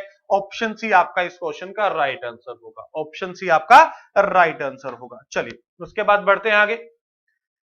The compound interest on 1000 at 10% for 3 years, ये तो देखते ही हो जाना चाहिए आपका, उसने सिर्फ इंटरेस्ट पूछा है तो ऑप्शन ए आपका आंसर होगा 331। देखो अगर रेट ऑफ इंटरेस्ट 10% है और टाइम 3 year है तो जो ये परसेंटेज बनता है ये आपका 33.1% बनता है। ये कुछ परसेंटेज है जो आपको याद हो, ठीक है। ऐसे ही जब अगर 2 year है तो 21%, 3 year के लिए 33.1%, 4 year के लिए बनता है 46.41%। और ये चीजें ऐसे क्वेश्चन के लिए ही बनी है, ऑप्शन ए आपका राइट आंसर होगा। इस क्वेश्चन का तो देखते ही आंसर आपका आ जाना चाहिए था। नेक्स्ट क्वेश्चन में क्या कह रहा है, Raja covers a certain distance in 14 hours and 40 minutes. He covers one half of the distance at 60 km per hour. One half करता है 60 km per hour and the rest half at 50 km per hour. The distance traveled by him. तो उसने जो distance travel किया था वो कितना होगा? ठीक है, अब अगर हम यहां से बात करें, देखो अगर उसने x डिस्टेंस किया 60 की स्पीड के साथ और बाकी जो x डिस्टेंस किया वो किया 50 की स्पीड के साथ और टोटल टाइम लगा उसको 14 आवर्स 40 मिनट, जिसको लिख सकते हैं 2/3। यहां से सॉल्व कर लो, x की वैल्यू आ जाएगी, या आप x की वैल्यू डायरेक्ट कैलकुलेट कर सकते हो। जो डिस्टेंस मतलब x की वैल्यू कैलकुलेट करेंगे हम, हाफ डिस्टेंस आएगा ये आपका product of speed 60 into 50 divide by sum of speed into total time, ये बनेगा आपका 44 डिवाइड बाय 3। अब देखो 0 से 0 कैंसिल, ये इसको 4 पे डिवाइड करेगा और ये इसको 2 पे डिवाइड करेगा। 4 इंटू 8 इंटू 50, मतलब ये कितना आ गया? 400 किलोमीटर आ गया। और इसका ये हाफ था, डबल करेंगे तो क्या आ जाएगा? 800 किलोमीटर। कितना आ जाएगा? 800 किलोमीटर। आप यहां से इस इक्वेशन को भी सॉल्व करें तब भी आपके एक्स की वैल्यू क्या आएगी? 400 आएगी। चलिए उसके बाद डीआई का क्वेश्चन है, क्या पूछा गया है? क्या कह रहा है? Study the flowing graph carefully to answer the question. यहां प्राइस के बारे में बात की गई है और यहां क्वांटिटी के बारे में बात की गई है। तो उसने सबसे पहले क्या बोला है? What is the average price per KG of wheat and rice sold. Wheat and rice, wheat कितना सेल किया गया? 750 और व्हीट का प्राइस क्या है? 20। उसके बाद राइस के लिए अगर हम बात करें, राइस की क्वांटिटी क्या है? 600 इंटू इसका प्राइस क्या है? 45। इसका प्राइस क्या है? 45। उसने पूछा what is the average price per KG of wheat and rice. ठीक है, अगर यहां से इस क्वेश्चन को इजी करना है तो आप क्या काम करो, इनका रेशियो कैलकुलेट कर लो। ये बनेगा 5 और ये बनेगा 4, ये बन जाएगा आपका 100 बन जाएगा, प्लस ये बनेगा आपका 180 डिवाइड बाय 9। तो 280 डिवाइड बाय 9 मतलब ये 31 पॉइंट समथिंग पे डिवाइड करेगा। तो ऑप्शन बी आपका इस क्वेश्चन का राइट आंसर होगा, ऑप्शन बी। क्योंकि अगर आप देखो 750 और 600 पे कैलकुलेट करोगे तो आपकी कैलकुलेशन थोड़ी सी बड़ी जाएगी, नंबर्स बड़े हो जाएंगे। तो ऐसे क्वेश्चन में हमेशा उन नंबर्स का रेशियो ले लो, एवरेज चेंज नहीं होगा आपका। ठीक है, उसके बाद if Cummins is sold at a discount of 10%। Discount of 10% मतलब 80 के ऊपर 10% का डिस्काउंट देगा तो मतलब 72 में सेल करेगा। द क्वांटिटी सोल्ड डबल, और क्वांटिटी सोल्ड डबल कर दी जाए मतलब 800 कर दी जाए। What will be the cost of the total quantity on discount. तो अब डिस्काउंट पे सेल की गई है तो 800 इंटू 72, तो ये 006 और 57 कैरी हो जाएगा, 57 आंसर आ जाएगा आपका। ऑप्शन डी आपका इस क्वेश्चन का राइट आंसर होगा, ऑप्शन डी। चलिए उसके बाद नेक्स्ट क्वेश्चन। नेक्स्ट क्वेश्चन में क्या कह रहे हैं? Out of the total quantity of sugar sold, sugar total quantity मतलब 700, half the quantity sold at the given rate, मतलब जो हाफ इसका 350 को सेल किया गया है 25 रुपीज पर केजी के अकॉर्डिंग। ठीक है, while half the quantity sold on A price increase by 20%, और जो रिमेनिंग हाफ है वो इसको 20% इंक्रीज करके मतलब 30 के अकॉर्डिंग सेल की गई है। What is the total cost. अब देखो अगर मैं 35 को 3 से मल्टीप्लाई करूं तो ये तो 105 आ गया डायरेक्ट आपका। ठीक है, अब यहां से 35 को 25 से मल्टीप्लाई करना है। देखो यूनिट डिजिट 5 है तो ये लास्ट में 75, 3 + 2 5 होता है तो 75। ये कितना बनेगा? 6 + 2 8, 875, तो 8750, तो 0 5 12 9 1 19 250। ऑप्शन डी आपका इस क्वेश्चन का राइट आंसर होगा, नन ऑफ दीज। चलिए उसके बाद नेक्स्ट क्वेश्चन। नेक्स्ट क्वेश्चन में क्या बोला गया है, if the quantity sold of ground nuts and cumins are interchange, मतलब इनकी क्वांटिटीज को चेंज कर दिया जाए, मतलब इसको आप 400 कर दो और इसको आप 450 कर दो, what will be the total cost of the quantity sold. तो ये आपका बन जाएगा 450 नहीं 400 सॉरी, ये 400 इंटू 50, ये कितना मिल जाएगा आपको 20,000। और ये 450 इंटू 80, 450 इंटू 80, लास्ट में 20 तो लग जाएंगी, ये बन जाएगा आपका 8 इंटू 5 40, 36। तो 56,000 ऑप्शन डी आपका इस क्वेश्चन का राइट आंसर, 36 प्लस 20,000। चलिए next question, if the quantities of coriander salt is increase by 200%, 200% मतलब अगर ये 200 है तो इसको ये कितने से इंक्रीज हो गया, 400 से इंक्रीज हो गया, कितने से इंक्रीज, 400 से इंक्रीज हो जाएगा। एंड द प्राइस ऑफ पर केजी रिड्यूस बाय 8%, और जो प्राइस है वो 8% से कर दिया, मतलब 70 का 92% प्राइस कर दिया, 70 का 92% प्राइस कर दिया। What will be the total cost, अब टोटल कॉस्ट कितनी होगी, देखो टोटल कितना बना दिया उसने, 600 बना दिया, 600 इंटू 70 इंटू 92 डिवाइड बाय 100, 20 से 20 कैंसिल हो गई। लास्ट में आपका अगर यहां से मल्टीप्लाई करते हैं तो ये बन जाएगा आपका 92, 42, 2 इंटू 4 यूनिट डिजिट पे तो 4 आएगा, वैसे चलो मल्टीप्लाई करना पड़ेगा, लास्ट में तो 0 आ जाएगा, पहले 4 यूनिट डिजिट का मल्टीप्लाई, फिर ये आगे बढ़ेगा 18, 18 प्लस 6 24, सॉरी 8 26, तो 6 आ जाएगा यहां पे, तो ये आपका लास्ट में 640 ऑप्शन सी में ही है, पूरा मल्टीप्लाई करने की जरूरत भी नहीं पड़ी, 640 यहीं से बात बन गई हमारी, ऑप्शन सी आपका इस क्वेश्चन का राइट आंसर होगा। चलिए बढ़ते हैं उसके बाद आगे। चलिए लास्ट क्वेश्चन ही था ये।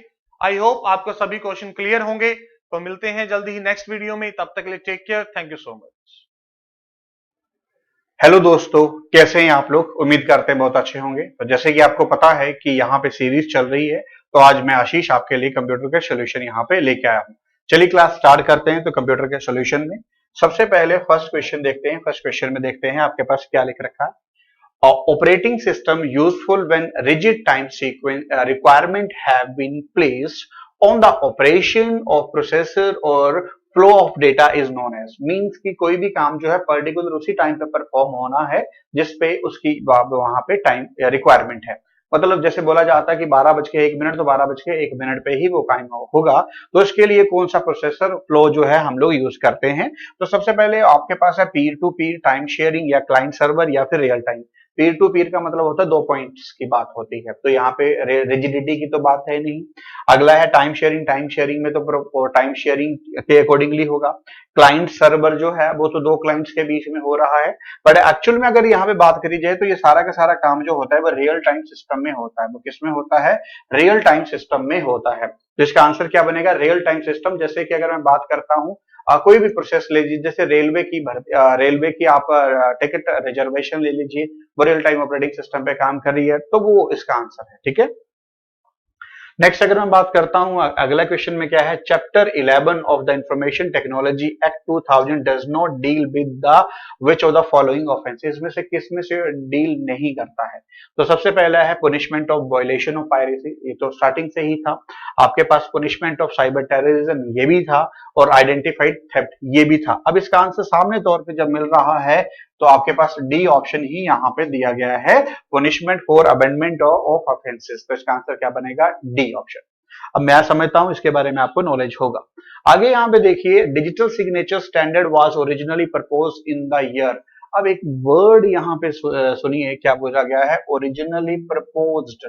प्रपोज का मतलब है कि दिया कब गया था, तो ये आपको समझना पड़ा है 2000 में, 1991 में, 1990 में या 1989 में। तो प्रपोज कब हुआ था, ये 1991 में आपके पास इसको प्रपोज जो है किया गया था कि हमें डिजिटल सिग्नेचर के ऊपर भी चले जाना चाहिए। ठीक है, सबसे बड़ी बात है अब यहाँ पे देखते हैं, a program that act as an interface intermediatory between the user and computer hardware is known as, मतलब मेरे और सिस्टम के बीच में जो चीज एक्ट कर रही है जिसके थ्रू मैं हार्डवेयर को यूज कर पा रहा हूँ उसको क्या बोला जाता है, intermediary system, operating system, user hardware interaction system या ट्रांसफॉर्मेशन सिस्टम।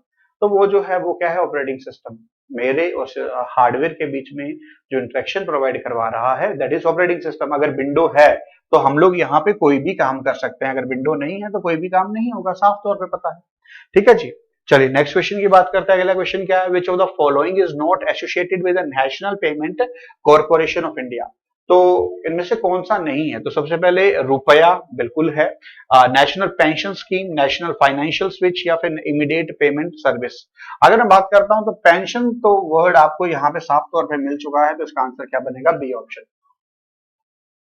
नेक्स्ट क्वेश्चन की बात करते हैं, विच of the following is not a characteristic of a computer, इनमें से कौन सी कैरेक्टरिस्टिक नहीं है, तो देखिए अगर मैं यहाँ पे बात करता हूँ वो आपके पास टायर्डनेस इसकी जो है कैरेक्टरिस्टिक नहीं होती है, टायर्डनेस जो है इसकी कैरेक्टरिस्टिक नहीं होती, क्यों, एक्यूरेसी रहता है, स्पीडी रहता है, ऑटोमेसी इसके पास है, तो थकने वाली थकावन इसमें नहीं होती है।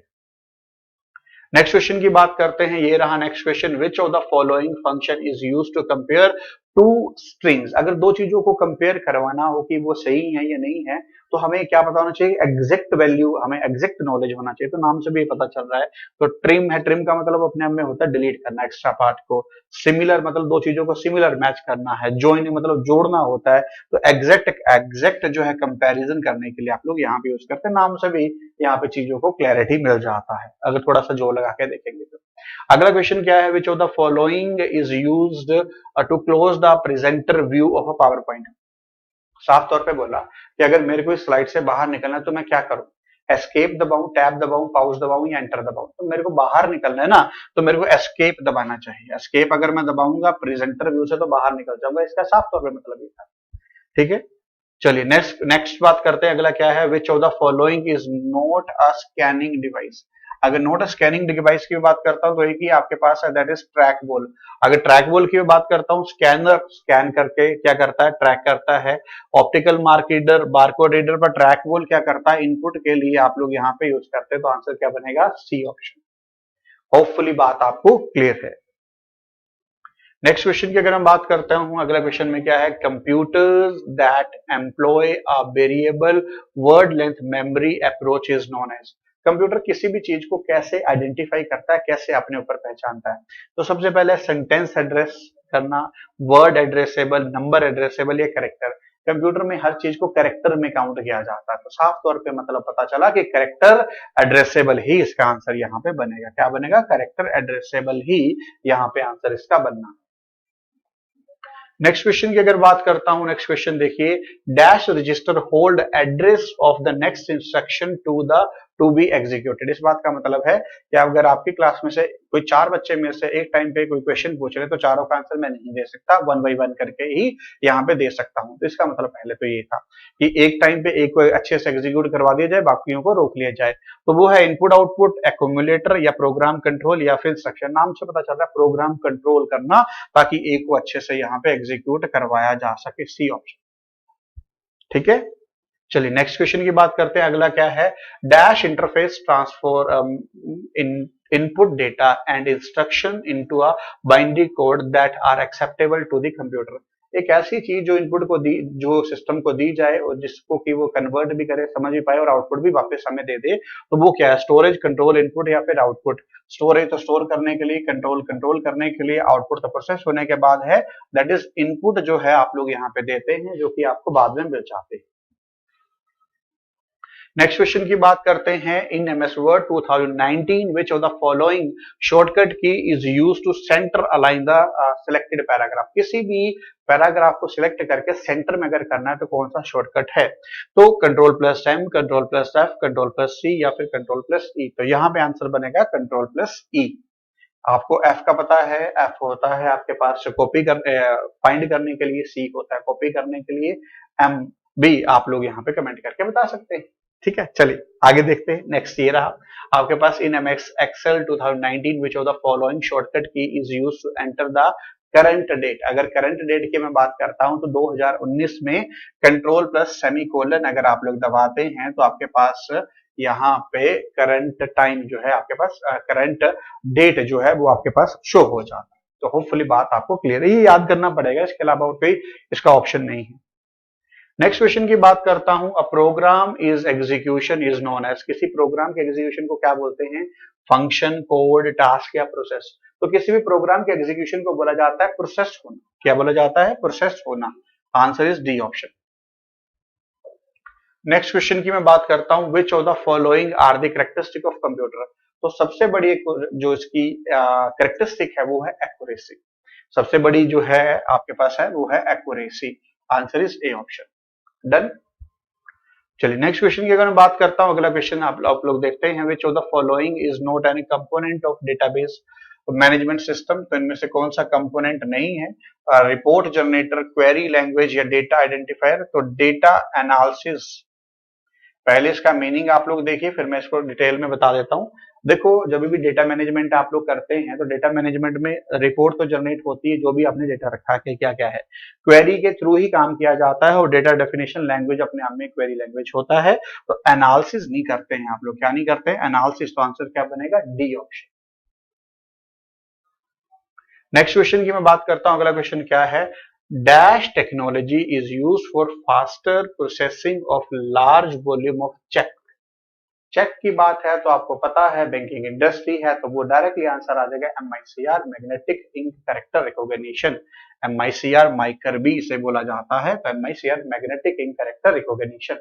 होपफुली बात यहां तक क्लियर है। नेक्स्ट क्वेश्चन की बात करता हूं, बड़ी फुल फॉर्म ऑफ डोस। तो डोस आज की डेट में तो यूज नहीं होता है, पर फुल फॉर्म आपको यहाँ पे पता होना चाहिए। तो क्या है? Disk operating system. क्या है? Disk operating system. पहले डिस्ट्रीब्यूटेड गलत है, डिवाइस गलत है, ड्राइव गलत है, तो आंसर क्या बनेगा? बी ऑप्शन यहाँ पे बिल्कुल सही आंसर बन जाएगा। होपफुली बात आपको क्लियर है। नेक्स्ट क्वेश्चन की अगर मैं बात करता हूं, अगला क्वेश्चन देखिए आपके पास क्या है? Dash document on the internet is known as web pages. किसको बोला जाता है? नेक्स्ट टाइम को, हाइपर टेक्स्ट को, आपके पास सेंड टेक्स्ट को या वेब टेक्स्ट को। तो हाइपर टेक्स्ट जो होता है वही होता है आपके पास। क्यों हम लोग किसका यूज करते हैं? हाइपर टेक्स्ट का ही यूज करते हैं इंटरनेट के ऊपर जाने के लिए। तो होपफुली यहाँ पे सारे के सारे क्वेश्चन आप लोगों को अच्छे से क्लियर हुए होंगे। Thank you class. Hello everybody, welcome to this session by Gyanam. I am Piyush Sardana, your budding English language teacher. So guys, we are to the English part of it, the mock, जो आपका directly हुआ था। अच्छा, अब आपके पास guys ये passage आया है, एक बार देखते हैं इस पैसेज को ध्यान से। आपको पैसेज दिया है जिसमें नीचे कुछ क्वेश्चंस हैं, आपको पैसेज केयरफुली पढ़ना है और क्वेश्चंस के आंसर देने हैं। Now it is like this, एक मॉर्निंग जो कम्यूट था, seems like a good time की अपना एक एम्बिशियस ट्रेन ऑफ थॉट आया उनके दिमाग में, राइट? अब वो क्या कहता है, एटलीस्ट एक आइडिया आया था किसके दिमाग में? हेब्रू यूनिवर्सिटी जो है उनके एक प्रोफेसर के दिमाग में, कि वो ट्रेन पर चढ़ गए, किस लिए? लेक्चर देने के लिए कम्यूटर्स को, वहां के लोगों को।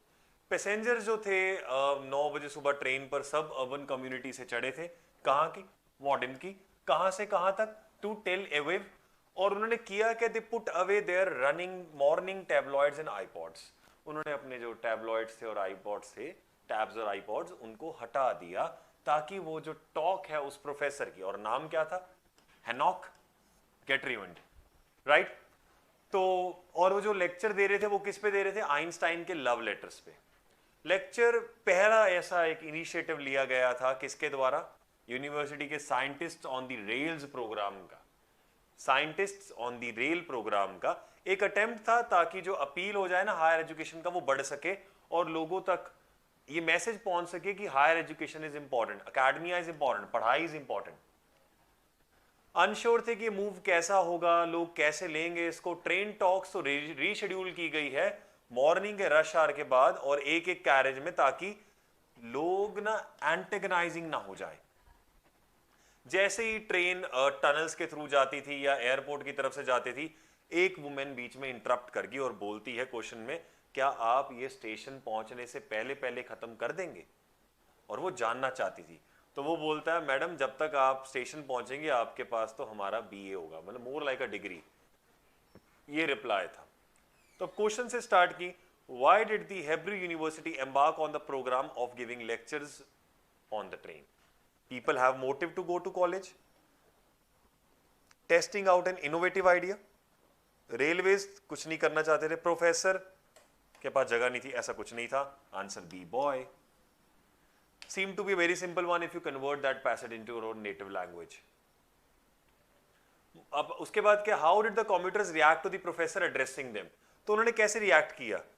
उन्होंने डेडिकेट किया कि हम अटेंशन नहीं देंगे, डिसाइड किया उन्होंने, ना ना ऐसा अटेंशन तो दी थी उन्होंने। They put away their iPods, हाँ they put away their iPods to listen to the lecture, और डायरेक्टली दिया भी हुआ है। कहाँ गया?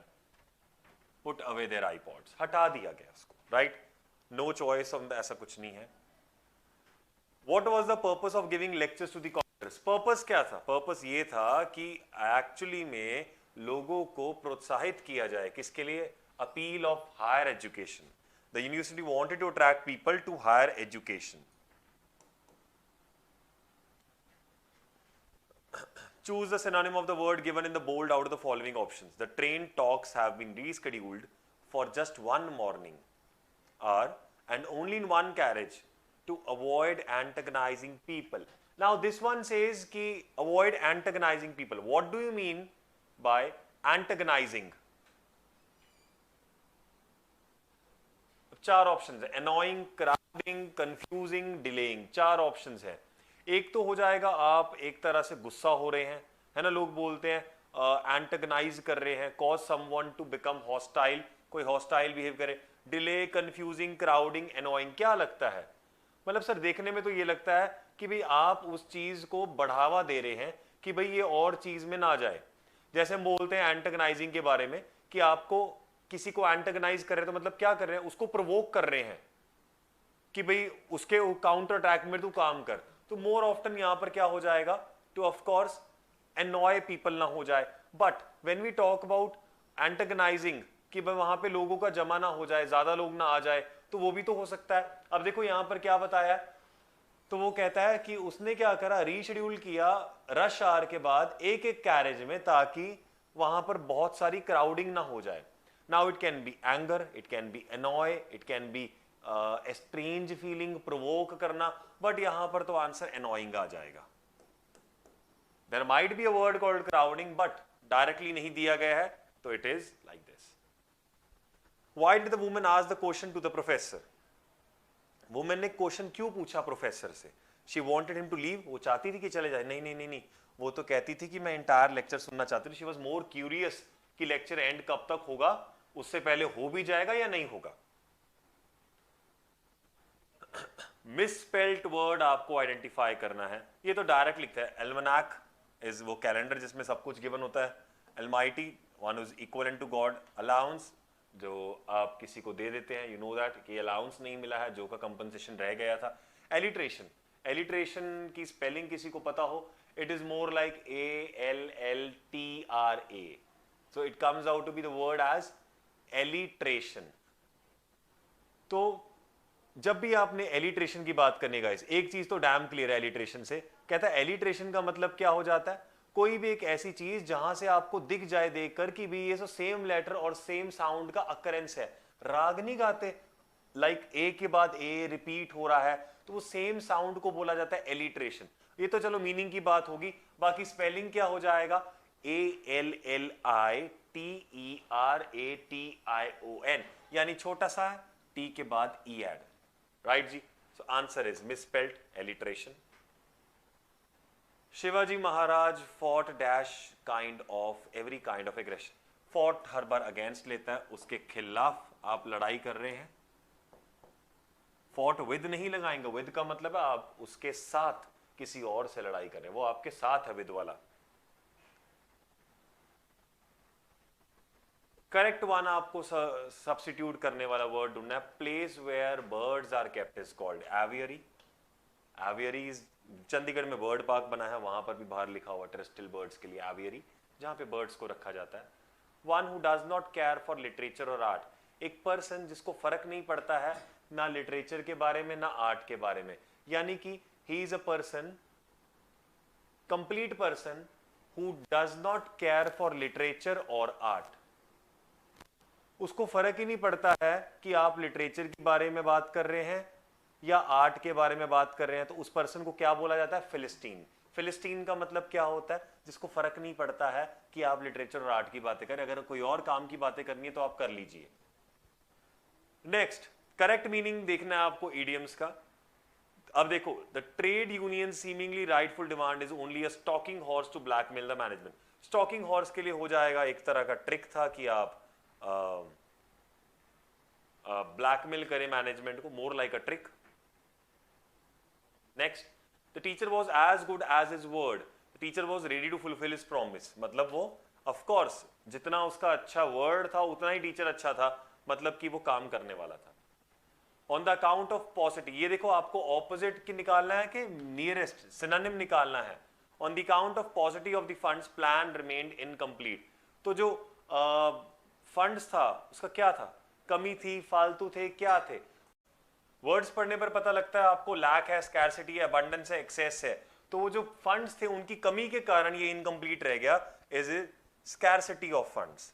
Moving on further, what we have is choose the word nearest in the meaning to the bold part, फिर से बोल्ड पार्ट का मीनिंग निकालना है। एग्जिस्टिंग सर्कमस्टांसेस में उसका सक्सेस जो है आउट ऑफ क्वेश्चन है, मतलब सक्सेस एक्चुअली में इम्पॉसिबल है, आउट ऑफ क्वेश्चन, मतलब ही नहीं है कि ऐसा हो जाए, सवाल ही नहीं पैदा होता। Closest to the opposite, opposite का मतलब एंटोनिम बताना है। As is at his success in the examination he felt elated, elated मतलब बहुत खुश हो गया, उसका ऑपोजिट क्या हो गया? Dejected. Moving on further, italicized word का फिर से ऑपोजिट बताना है। Reunion was overwhelming as he returned home after long time. Reunion का मतलब दोबारा मिलना, meeting, parting, division, homecoming. अगर आप इसको ध्यान से देखेंगे तो आपको इसका मीनिंग बताना है कि आपके अकॉर्डिंग रीयूनियन का एग्जैक्ट मीनिंग क्या है। But guys, when we break it into part, एक चीज आपको पता लग जाती है, meeting, parting, division, homecoming. Homecoming is जब कोई आ रहा है, तो ये वाला तो आप काट दीजिए ऑप्शन। होम कमिंग का मतलब क्या हो गया? सिमिलर हो गया, आपको ऑपोजिट चाहिए। और when we talk about the word meeting, अब मीटिंग का वर्ड भी क्या हो गया? सर मीटिंग का मतलब तो मिलना हो जाता है, तो मीटिंग का मतलब मिलना हो गया, ये भी तो सिमिलर हो गया। अब यहां से पता लगता है एक पार्टिंग एक डिवीजन है। डिवीजन इज प्राइमरी, आप किसी चीज को डिवाइड कर रहे हैं अपनी अनुसार। पार्टिंग इज बिछड़ना पड़ रहा है, बिछड़न इज कॉल्ड पार्टिंग, तो आंसर हो जाएगा ये। There you go. I hope you enjoyed this. Thank you.